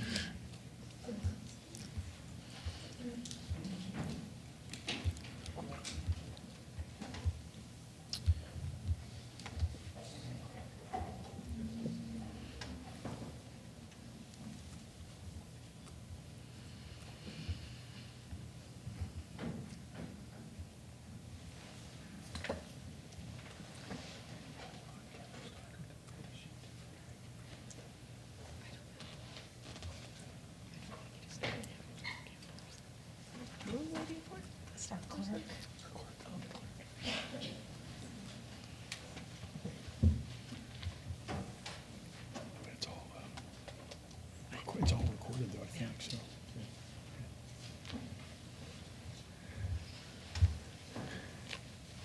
Great, we will get started and now welcome our final witnesses. And thank you for your patience.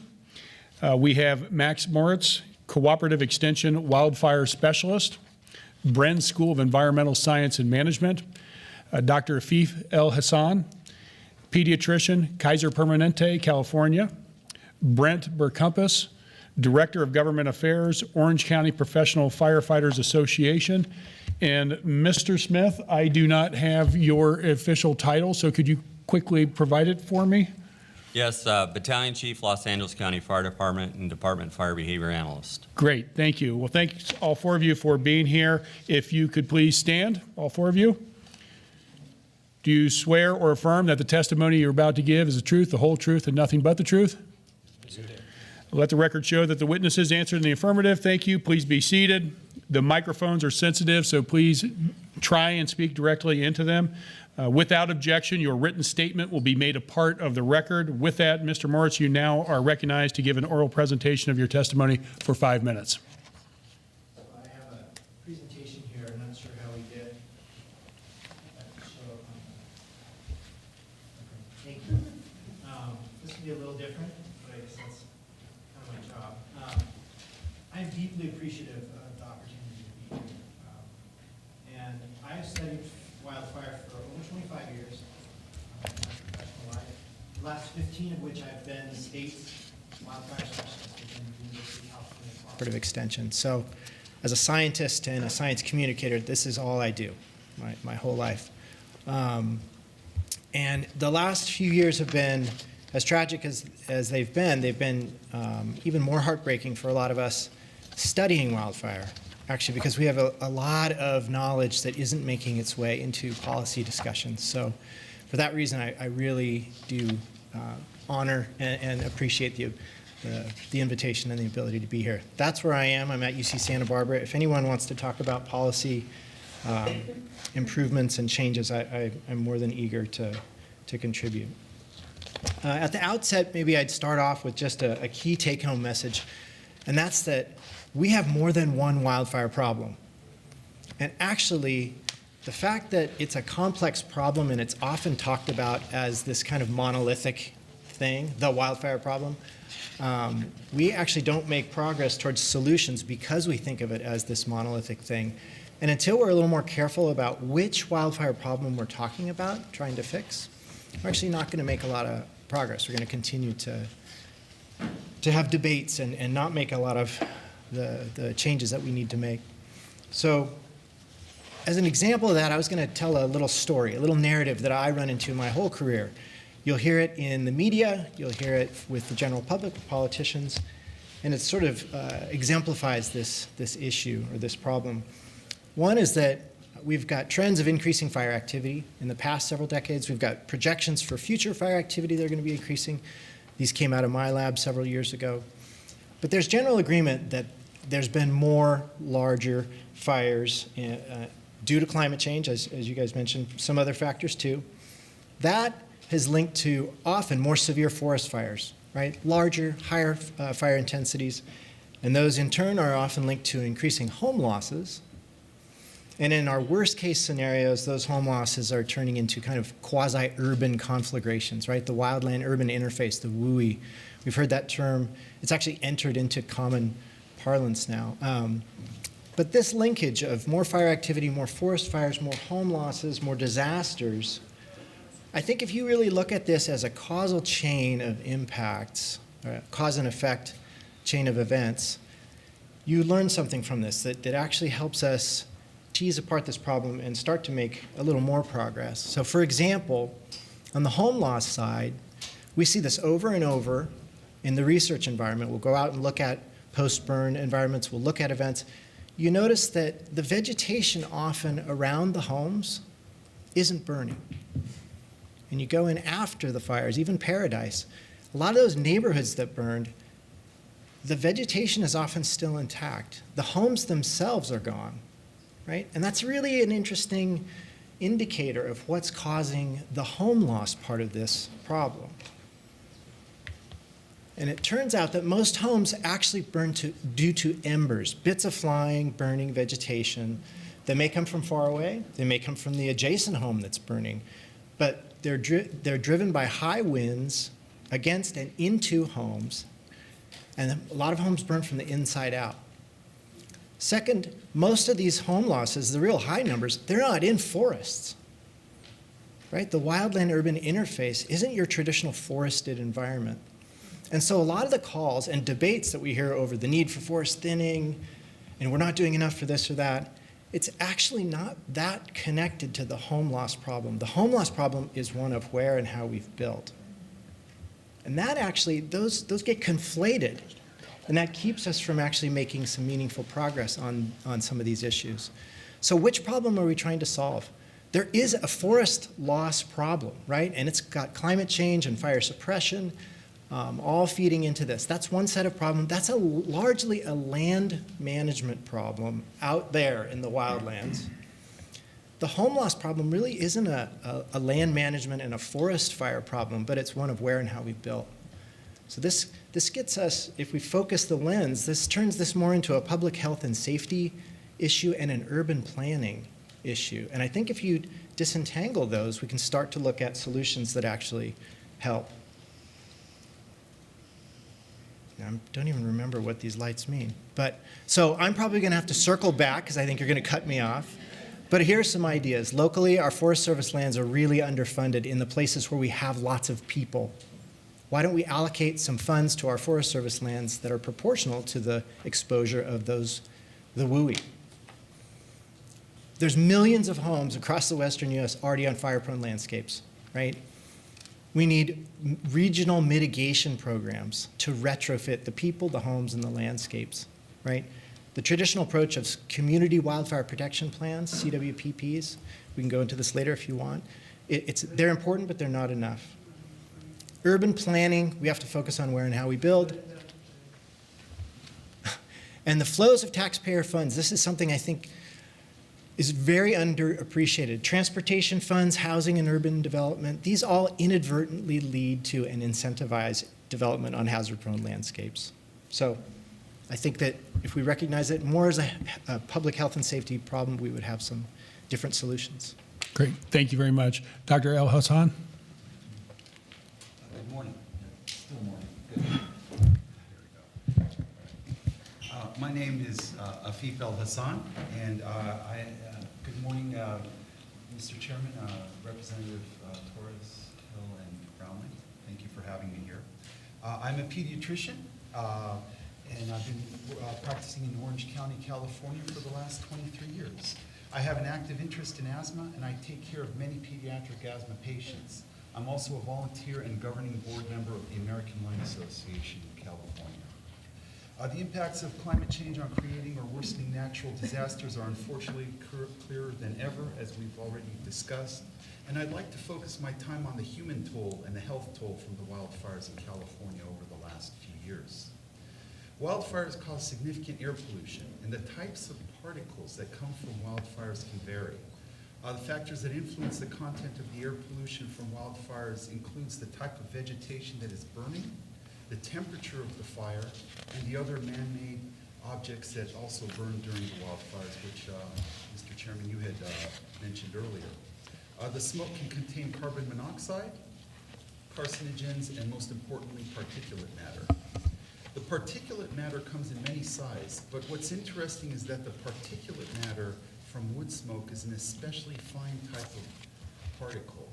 It's 0.4 to 0.7 microns in size. And just as a reference, a micron is a millionth of a meter, and the average human hair is about 50 to 100 microns wide. So we're talking about some pretty small particles here. The small size of these particles allows them to bypass many of the defenses of the lungs to infiltrate into the alveoli. And then from there, these particles can then pass into the bloodstream, which allows them to affect the other parts of the body.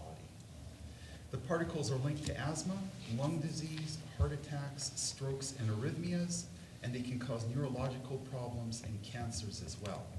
This is an important point when dealing with any source of fine particles, whether it's the exhaust from a diesel engine or from a wildfire. So just to emphasize, these particles are a danger to the entire body, not just the lungs. The lungs, unfortunately, are just a gateway to the rest of the body. And please also note that an area that's been experienced a wildfire will also continue to shed fine particles after the fire has resolved due to the presence of the ash. Anyone who has walked through an area that has been subject to a fire will know that they can still smell ash for days, if not weeks, after the fire has been snuffed out.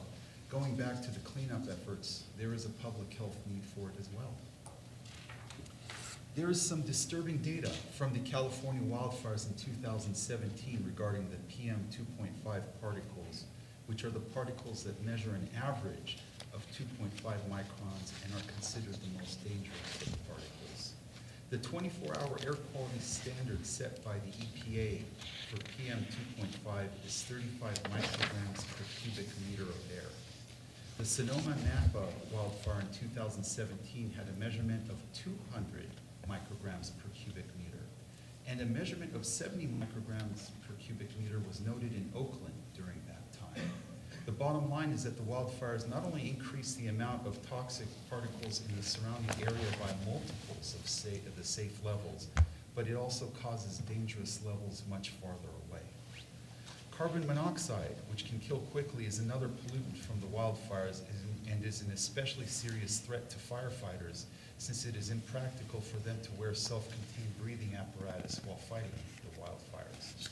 Local residents are also in danger of carbon monoxide poisoning from intense wildfire activity. Some of the unfortunate victims of these fires were people who died in their swimming pools with masks on, hoping that they could protect themselves, but the carbon monoxide was what got to them. As a pediatrician in Southern California, I have witnessed the effects of the wildfires in my area. During these periods of time, I have seen dramatic increases in asthma attacks. I have also seen respiratory problems like pneumonias and sinus infections in children with no prior health issues. It has become necessary for me to start prescribing or increase dosage of preventative asthma medications for my asthma patients during wildfires due to the dangers of these fires to the asthmatic patients and to all my patients in general. The wildfire season is also a time when children are playing outside, doing sports and other activities. The increased pollution in the air has forced these children and their parents to choose between playing in polluted air and remaining sedentary within the house. And we're also at a time when there's a public health issue with too much screen time and too much inactivity for children. So this is we already have poor air quality throughout California. This has already taken a toll on the health of our children and the adults as well. The wildfires have only contributed to the problem. Some ways to mitigate some of the harm from the increased air pollution from wildfires are to close the windows of houses, use asthma medications as needed, and drive a car with the windows closed. But these actions can't completely protect my patients from the pollution. And in addition, all of these actions cost money. It's expensive to close your window and run an air conditioner. And not everyone can afford a car. Some people have to take the bus and wait at a bus stop. Treatment of asthma and other respiratory conditions involves buying sometimes expensive medication and possibly taking time off from work or school. Protecting your health after a wildfire can be a costly endeavor, even if there is no property damage from the fire. And as I mentioned, unfortunately, the underserved can often have a greater and costlier impact to their lives and health as a result of the wildfires and pollution in general, due to the lack of resources to shield themselves from the health impacts of the worsened air quality. So thank you very much for your time and your partnership in helping the people of the state to protect their health and well-being during these unfortunate disasters. Thank you. Thank you. Mr. Brent Burcampos, please, for 5 minutes. Chairman Rouda, Representative Torres, Hill, and Brownlee, I thank you for this opportunity. This is truly a pleasure, and I'm very grateful for the opportunity to present here today. This is an important issue, and it's an issue that impacts me both professionally and personally, and I'll discuss a little bit more as to why, but I want to distinguish really quickly that I wear multiple hats on this issue, and I come at this issue from multiple perspectives. First and most importantly is the Director of Government Affairs for Local 3631. That's the Orange County Professional Firefighters, where I represent over 1,000 members, men and women, whose job and professional mission it is to protect communities and protect the lives of the people that we serve and the communities that we serve. So addressing this issue and the impacts that the sustained wildfire seasons have on these people is of the utmost importance to me and my membership. We're seeing the impacts on our members' physical and mental health of the sustained wildfire season. The times taking away from their home, the weeks that they're spending on assignment on these fires is increasing in size and scope. And to put that into perspective, I think it's important to understand what our mission is and to be empathetic to what that mission is to protect homes, it's to protect property, it's to protect lives. And as we're seeing these catastrophes worsen, it is having a profound impact on my members because our mission is being met with an increasing problem. And to see one person lose their life, to the impact that has on families, to see one person lose their home, is profound, but to see whole communities devastated is, the impact on the people that serve is profound, and it's bearing out in the way of our physical and our mental health being impacted. So here to address that. Also, it should be noted that as a responder to the 2003 wildfire seasons, I saw a real problem with the way our built environment was constructed. We had these homes in these communities that were built in a way that were, at the time, the building science was pretty clear on how to address a wildfire. It was, the building envelope was addressed, the roof, the siding, and all of those types of things. Well, there's a number of different vulnerabilities our structures still have, and we still lose structures. Mr. Moritz addressed it pretty well. We're still seeing homes and communities being lost, even though, to the best of our efforts, we're addressing it in the building standards and on the prevention side of things. I developed a product that addresses the wildfire problem. So I've sat in on the building standards commissions and seen how building standards are rolled out here in the state. I've worked with builders, architects, contractors, and I've also seen a number of these grant programs and and efforts to harden our communities. I've seen programs that work, and I've seen programs that are well-intentioned, but have less of an impact on our built environment. So we can talk to that issue, or we can talk to the issue of the people that I represent also. So just to be clear, thank you. Thank you. Mr. Smith, you're now recognized for 5 minutes. Yes, thank you for having me here, Chairman Rouda, Ms. Brownlee, Ms. Torres, and Ms. Hill, and especially Ms. Hill and Torres for actually understanding the gravity of wildfire and having it impact you. It sets a different tone for your vision of what kind of needs to happen here locally and across the nation. So a little bit about me. I'm a battalion chief of the Los Angeles County Fire Department. I'm responsible for the field leadership and command of Battalion 5, which is the boundaries are the 101 freeway between Hidden Hills, Calabasas, Agoura Hills, Westlake Village, unincorporated areas of Topanga, also the city of Malibu in the Santa Monica Mountain Range. My collateral duties also include serving as a fire behavior analyst and operations section chief for the organization.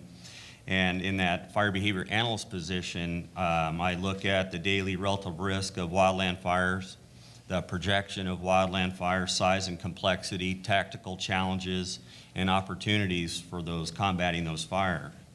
I also look at the interpretation of whether fire behavior forecasts, implementing fire behavior forecasts for an operational period, and their relationship and impacts with fire dynamics and personnel in the field. I also work as a fire behavior analyst and operations section chief on a national interagency incident management team.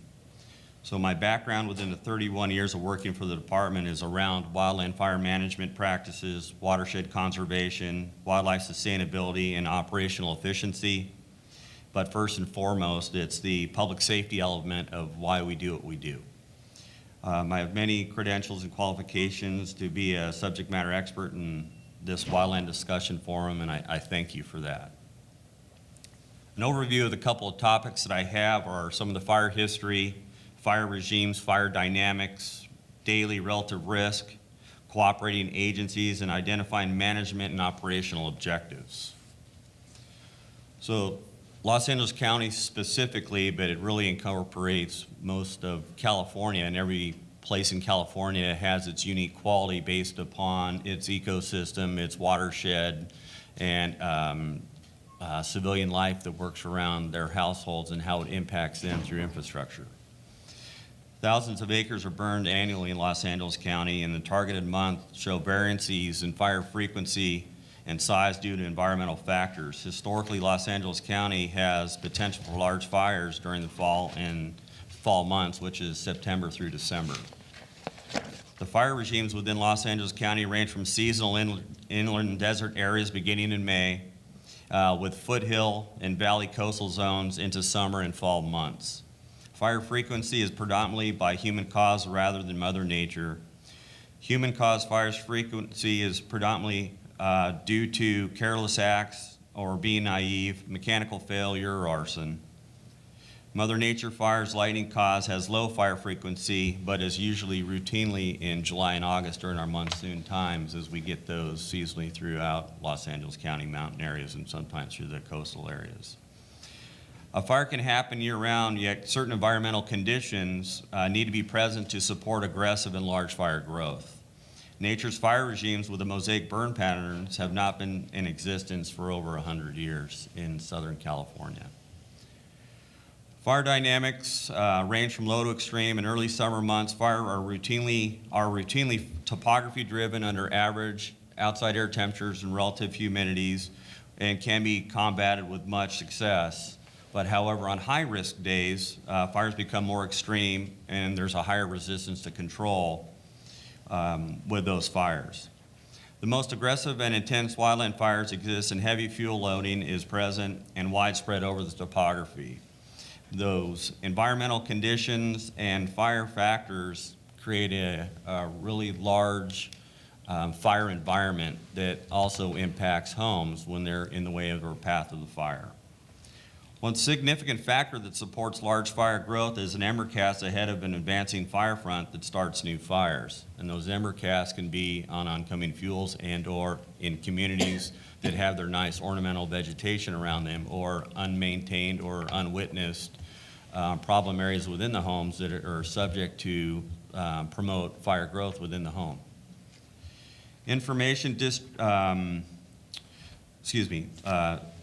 For Los Angeles County, we do a daily fire danger analysis using RAWs, remote automated weather stations, that look at the climatology and also the fuel factors.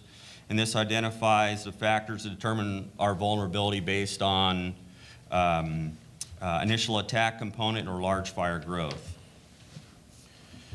Fire and law enforcement agencies have the ultimate responsibility for public safety. The public safety element exists year-round for any type of incident. A fire can or may occur and can jeopardize public safety, and we use an incident command system that's very organized, that distributes resources through organizational control and a delegation of authority through leadership positions and supervisory positions to combat this. So once again, the primary principle of life safety in the public is the first responders with public safety in mind. A wildfire burning on or on high-risk days challenges resources for combating the fires and providing that reflex time for evacuation, shelter-in-place potential, and within the incident command system and the unified command system structure, it has been utilized and exercised effectively in California for over 30 years, and the cooperation between local, state, and federal public agencies is well refined. Thank you for your time. Thank you. Thank you, Mr. Smith, and thank you to all the witnesses for your opening comments. The chair now recognizes Congresswoman Torres for 5 minutes of questioning. Thank you, Mr. Chairman, and thank you to all of you for the work that you do. I know it's not easy being in that line of work. When we talk about grants that are available to the community for outreach, I happen to live in a community where we can't, obviously all of us can't control which way the wind is blowing, right? Pomona Valley happens to receive the winds from everywhere, and it gets stuck there in our bowl. So when Congresswoman, my colleague from Ventura, has a fire, we're the ones that are inhaling the ash and the smoke and everything else in between. So what types of grants are available for communities that are not necessarily in the fire zone, are not necessarily, the victims of critical mass fires, but are the afterthought of many of these issues, and they're the ones that are having to suffer the very, very long-term impacts of a wildfire. We'll start with our Kaiser doctor. I don't know of any significant programs that are available, but I do know that most electric companies do have reduced rates of electricity for people who need medical devices. And in those situations, I think it would be very important for, if a family doesn't have an air conditioner for the whole family, get one for one room. If a HEPA filter inside the house is an excellent way to keep the inside air healthy, and there is medical justification for that, and most doctors, I think, would sign off on that, especially if there's anyone in the house with lung issues.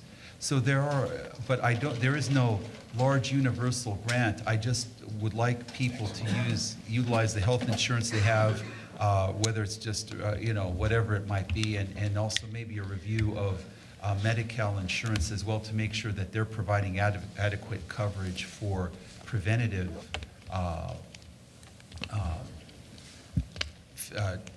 actions that can be taken. We've talked about preventative for the fires. There's a lot of preventative things people can do in their house for their own personal health. So I have a Sotelo tile, and we recently cleaned our tile. And just to give you a picture of what was coming up was ash, black ash coming out of the Sotelo tile that is in front, right? And that's not the fire in our immediate community, but that's miles and miles away. If the tile looks that bad, then someone like me that has asthma, then we become prisoners of our own home, which is, one of the reasons why We have to be aware that there are grants. We passed an amendment last year that would allow for a family to apply for a $10,000 grant to help them improve and get ready for an emergency. So, what does that mean? An air conditioner that they might need, maybe changing the roof tiles. It's not a lot of money, but it is enough to help with the things that we normally don't think about because they don't come with a $50,000 price tag, for example. Last year, San Bernardino, Riverside County had during fire season, they engaged the entire community in a community campaign to report any spark at any time, 24/7. Dial 911 when you see smoke.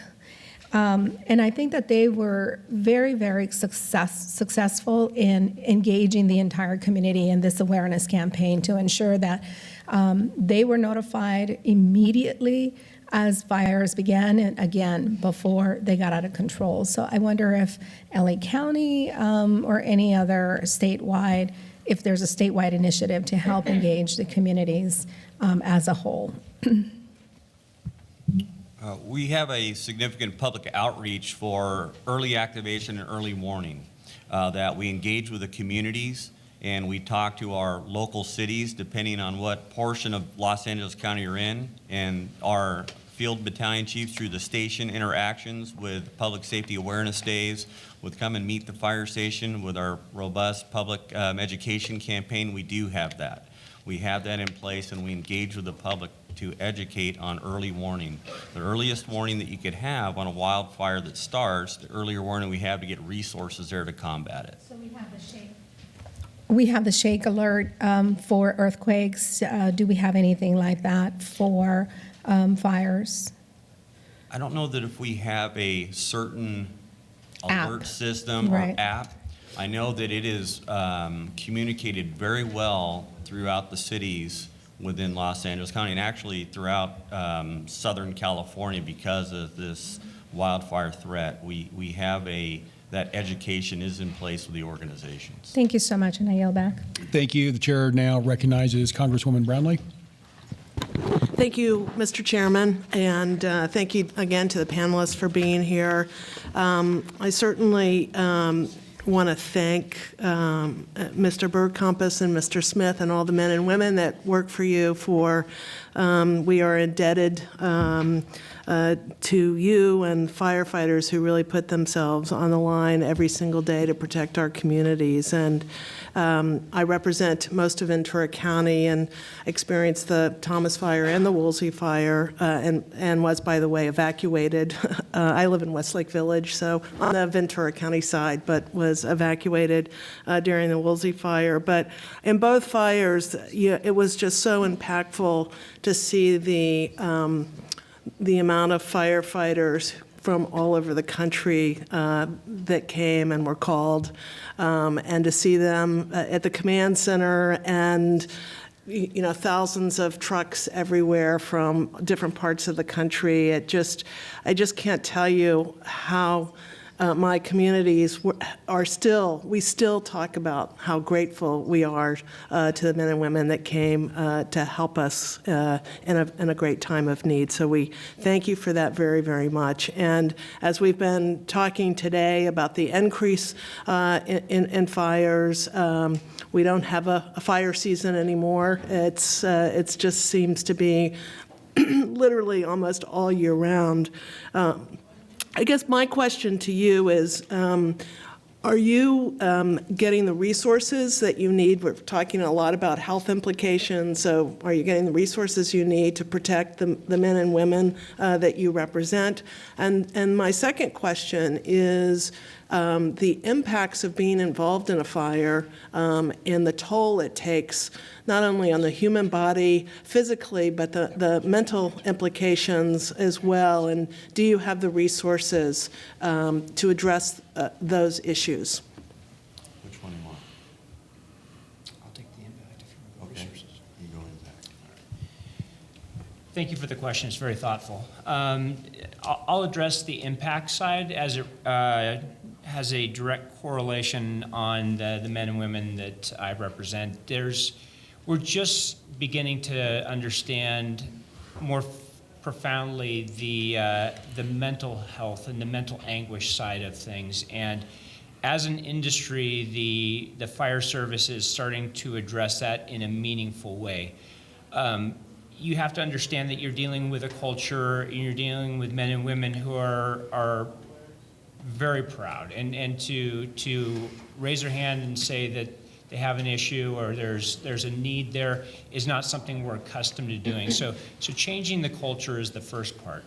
But identifying and getting those resources to that member in a timely manner is equally important. So it becomes a matter of training our own people, because we're typically either the families or the coworker are the first folks that start to recognize those impacts and those changes from the midline. So do we have enough resources? The answer is profoundly, we do not have enough resources to address the mental health issues. We really need to address the impacts that these types of events are having on our people, and to really drill down into what it takes to keep our people both physically and mentally healthy. So we're starting to, but we're just scratching the surface, and that's as our level of understanding improves. So.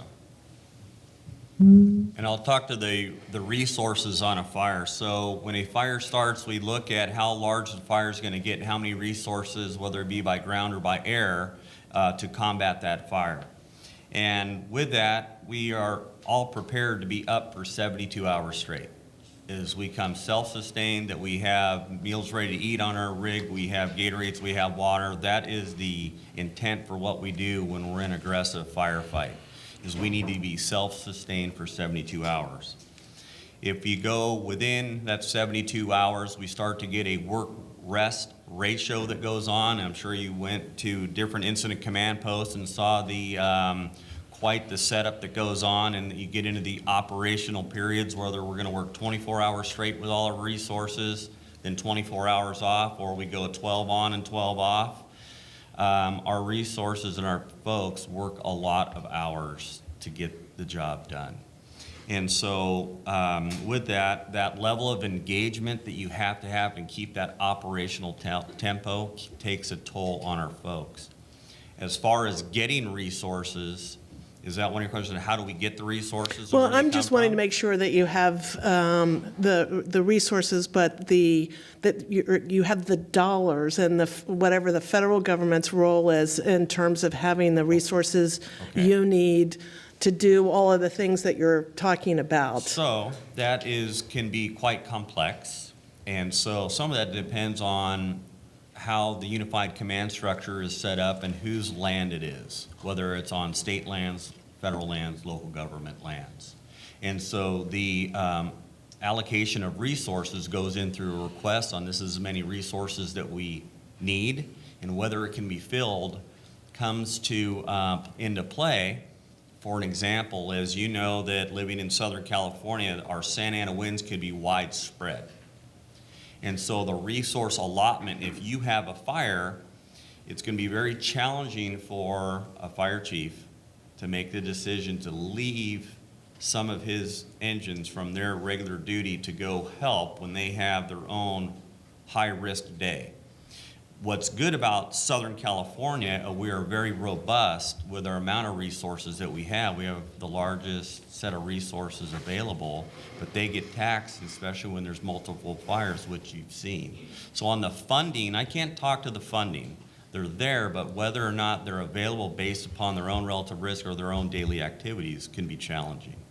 Thank you, Mr. Smith. And I know my time is up, but I wanted to say, too, is that I know that there's a bill in Congress about the mental health side for firefighters, and I'm in support of that bill. I'm a co-author of the bill, and hopefully we will see some progress and success. The suicide rate amongst firefighters is on the up. and it's something that we really need to address. I sit on the Veteran Affairs Committee, so I deal with the suicide issue amongst our veteran community, both men and women. I think that there can be some cooperation, because I know that the VA has done a lot of research in post-traumatic stress, and they do a lot in terms of addressing this issue. This is a front and center issue when it comes to veterans and men and women who are coming back from combat. So somehow I think the federal government, we need to figure out ways in which we can share that knowledge and share those knowledge resources with firefighters. But I understand too that we've got to provide the resources there to have the mental health support that the men and women need.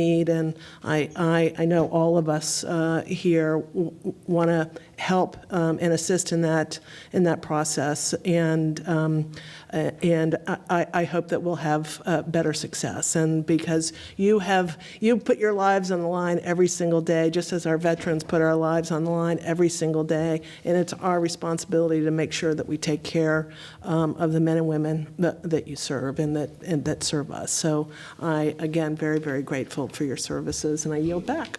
Thank you. The chair now recognizes Congresswoman Hill for 5 minutes of questioning. Thank you so much. I want to echo what Congresswoman Brownlee said about the importance of what we're doing at the federal government, and I'm really glad to hear the emphasis on mental health services. It's a real passion of mine, and the fact that we're seeing these kinds of effects is tragic, and I'm so grateful for the work that you all do. Is there anything, just because of the time limit that she had, is there anything you want to add about especially what we in the federal government can do to support in this effort? I know you talked about the challenges around the command structure. Is there anything that we can do to help kind of alleviate that or make it easier and provide additional resources to support the firefighters? Talk to staff and safer.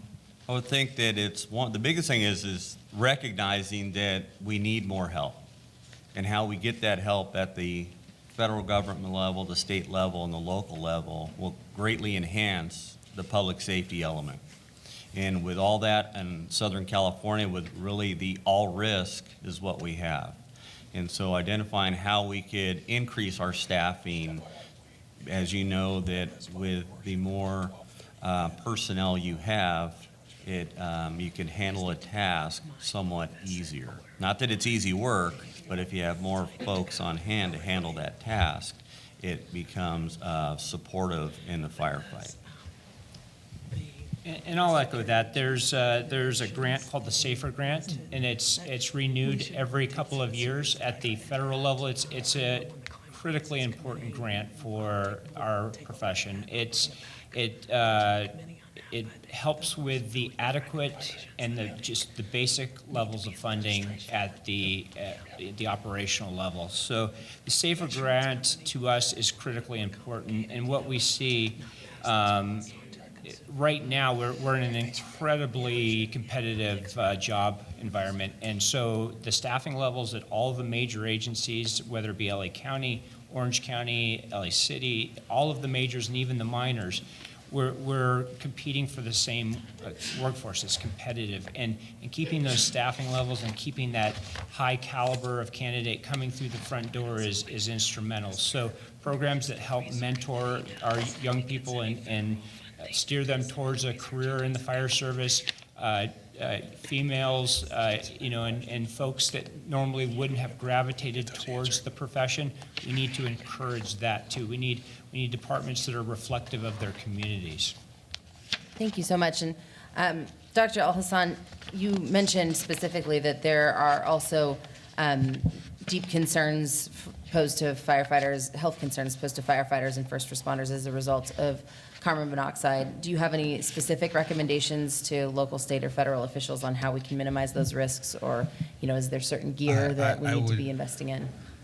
It's a good question. I think from my end, since I do pediatrics, although I take care of a lot of firefighters' kids, always happy to do that. I would actually, though, in general, have to say that the protective gear that they wear is extremely important, and I'm sure that they would echo that.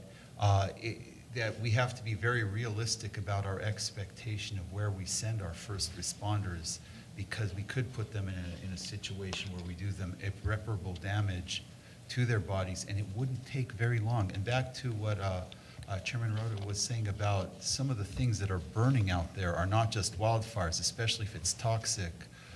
We need to make sure that everyone's appropriately protected, because you never know what they're walking into, and sometimes particulate matter is the least of their problems. Thank you. And Mr. Moritz, in your written testimony, you state that we need to address WUI, which I think is a funny term for it, but by focusing on how and where we build our homes. Can you briefly discuss how local governments can use urban planning to prepare for this? And this is important to me because several of the cities in my district that touch, I guess, wildland are expecting pretty rapid growth in the coming years. Yeah, so I think urban planning is a very underutilized tool. I think a lot of people, a lot of policymakers, and even a lot of fire professionals kind of throw up their hands and say, well, urban planning is all very local, right? It's all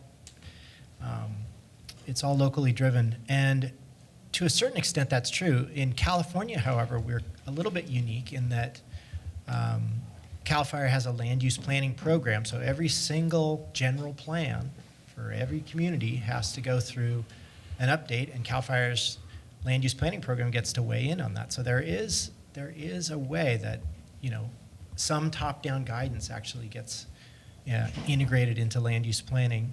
A lot of it comes from OPR, the Office of Planning and Research's technical guidance on hazard.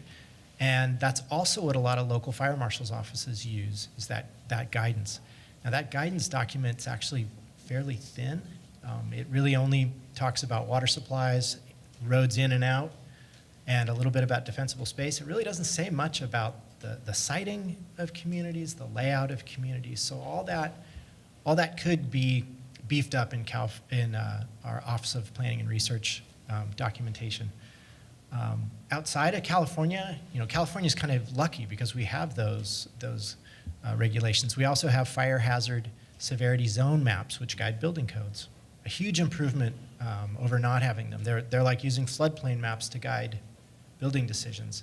Other states could benefit greatly from those kinds of approaches.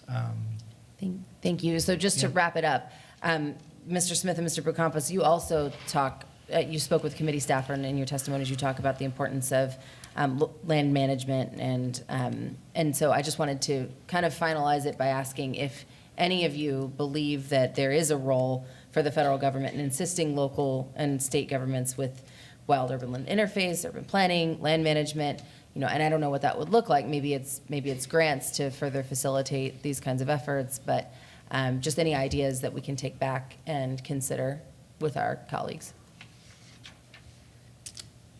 I can answer that if you want. Yeah, I've got one too. Yeah, I would look at programs like Energy Star and for as a success and how that was implemented in the incentives that were given to homeowners for replacing appliances as a model for how you might incentivize communities to do the type of structural hardening that building scientists such as Mr. Moritz and his team and others are doing. So that would probably be a model that could be implemented from the top down and at the federal level. So with land management and looking at the home and working out, the more energy release that you have coming out of a fuel bed, that happens when you don't have fire frequency. So as these fuels get more large, robust, because they've seen the wet years, they've seen the dry years, so this fire regime that hasn't been here, it gives us a tactical disadvantage for protecting homes, and based upon an urban layout, how it is or is not is what challenges firefighters, whether they're ground resources or air resources. We have a lot of air resources, but they come very ineffective when the energy release out of the fuel bed makes it very dangerous for pilots due to wind speeds and environmental conditions based upon the fire itself. You don't have the same set of tactical challenges in lighter fuel beds. You have different set of tactical opportunities to engage the fire to have success when you don't have the same energy release coming out of the fuel bed. And if I could circle back to the earlier point I tried to make, there are probably billions of dollars that come to the states and that end up encouraging development, road development, housing and urban development funds. And I've talked to a lot of land use planners who have plenty of case studies where they'll say, yeah, when those new roads went in there, it's sort of like if you build it, they will come. Then the neighborhoods came, and all of a sudden we had a community in an incredibly risky place. If federal funds, as they flowed to the states, had some stipulation about being, they had to be prioritized to be used on the lowest hazard portions of the landscape and avoid the riskiest, kind of like we use floodplain maps, there would be a way that those funds actually then can, not incentivize building on the dangerous parts of the landscape. But we don't do that now. There's no tracking of those funds and stipulation of how they're used according to hazard maps. Thank you all so much. This is really, really helpful, and we're just so grateful for the work that you do. We're going to do everything in our power to get you the resources you need. I yield back. Thank you. I now recognize myself. Dr. Al-Hassan, if I understood your questions regarding your opening testimony, you were talking about particulate matter in the air and the impact it has on the lungs as a gateway to the human body. And if I heard you correctly, I believe you said hotter fires cause greater issues with particulate matter. Did I hear that correctly? It may not even be hotter, but the temperature of the fire does actually manipulate the kind of particulate matter that comes out. There are too many factors to say whether or not the actual higher temperature would necessarily give you a more dangerous particulate matter. It's just that it's depending what's being burned plus the temperature itself.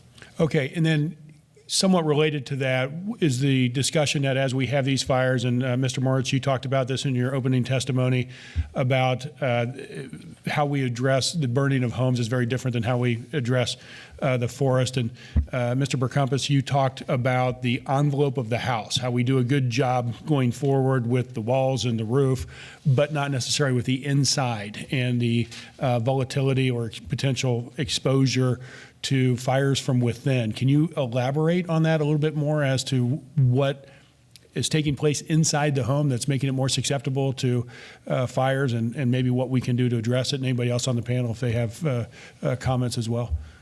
And I'll let you fact check me on this, but I would defer to a lot of good building science that's coming out of areas like the California Extension, Institute for Building and Home Safety, which is a cooperative of the insurance industry, and these folks that are doing very good work to kind of propel the research, the empirical as well as the anecdotal information behind why homes burn. It's to Mr. Morris's point that they're burning off, and Mr. Smith's point too, is that the homes are oftentimes burning from the inside out. So there's vulnerabilities still in the building envelope. So we're talking about the built environment, what we can do from a building standards standpoint, what we can do to address the existing housing stock, which is millions of homes. But what's that mean, burning from the inside out? So it's typically embers entering into void spaces and vulnerable spaces that aren't prepared to resist. Down the chimney, through an open door, an open window? Okay. Windows, vents, Attic and crawl space vents are really big. Okay.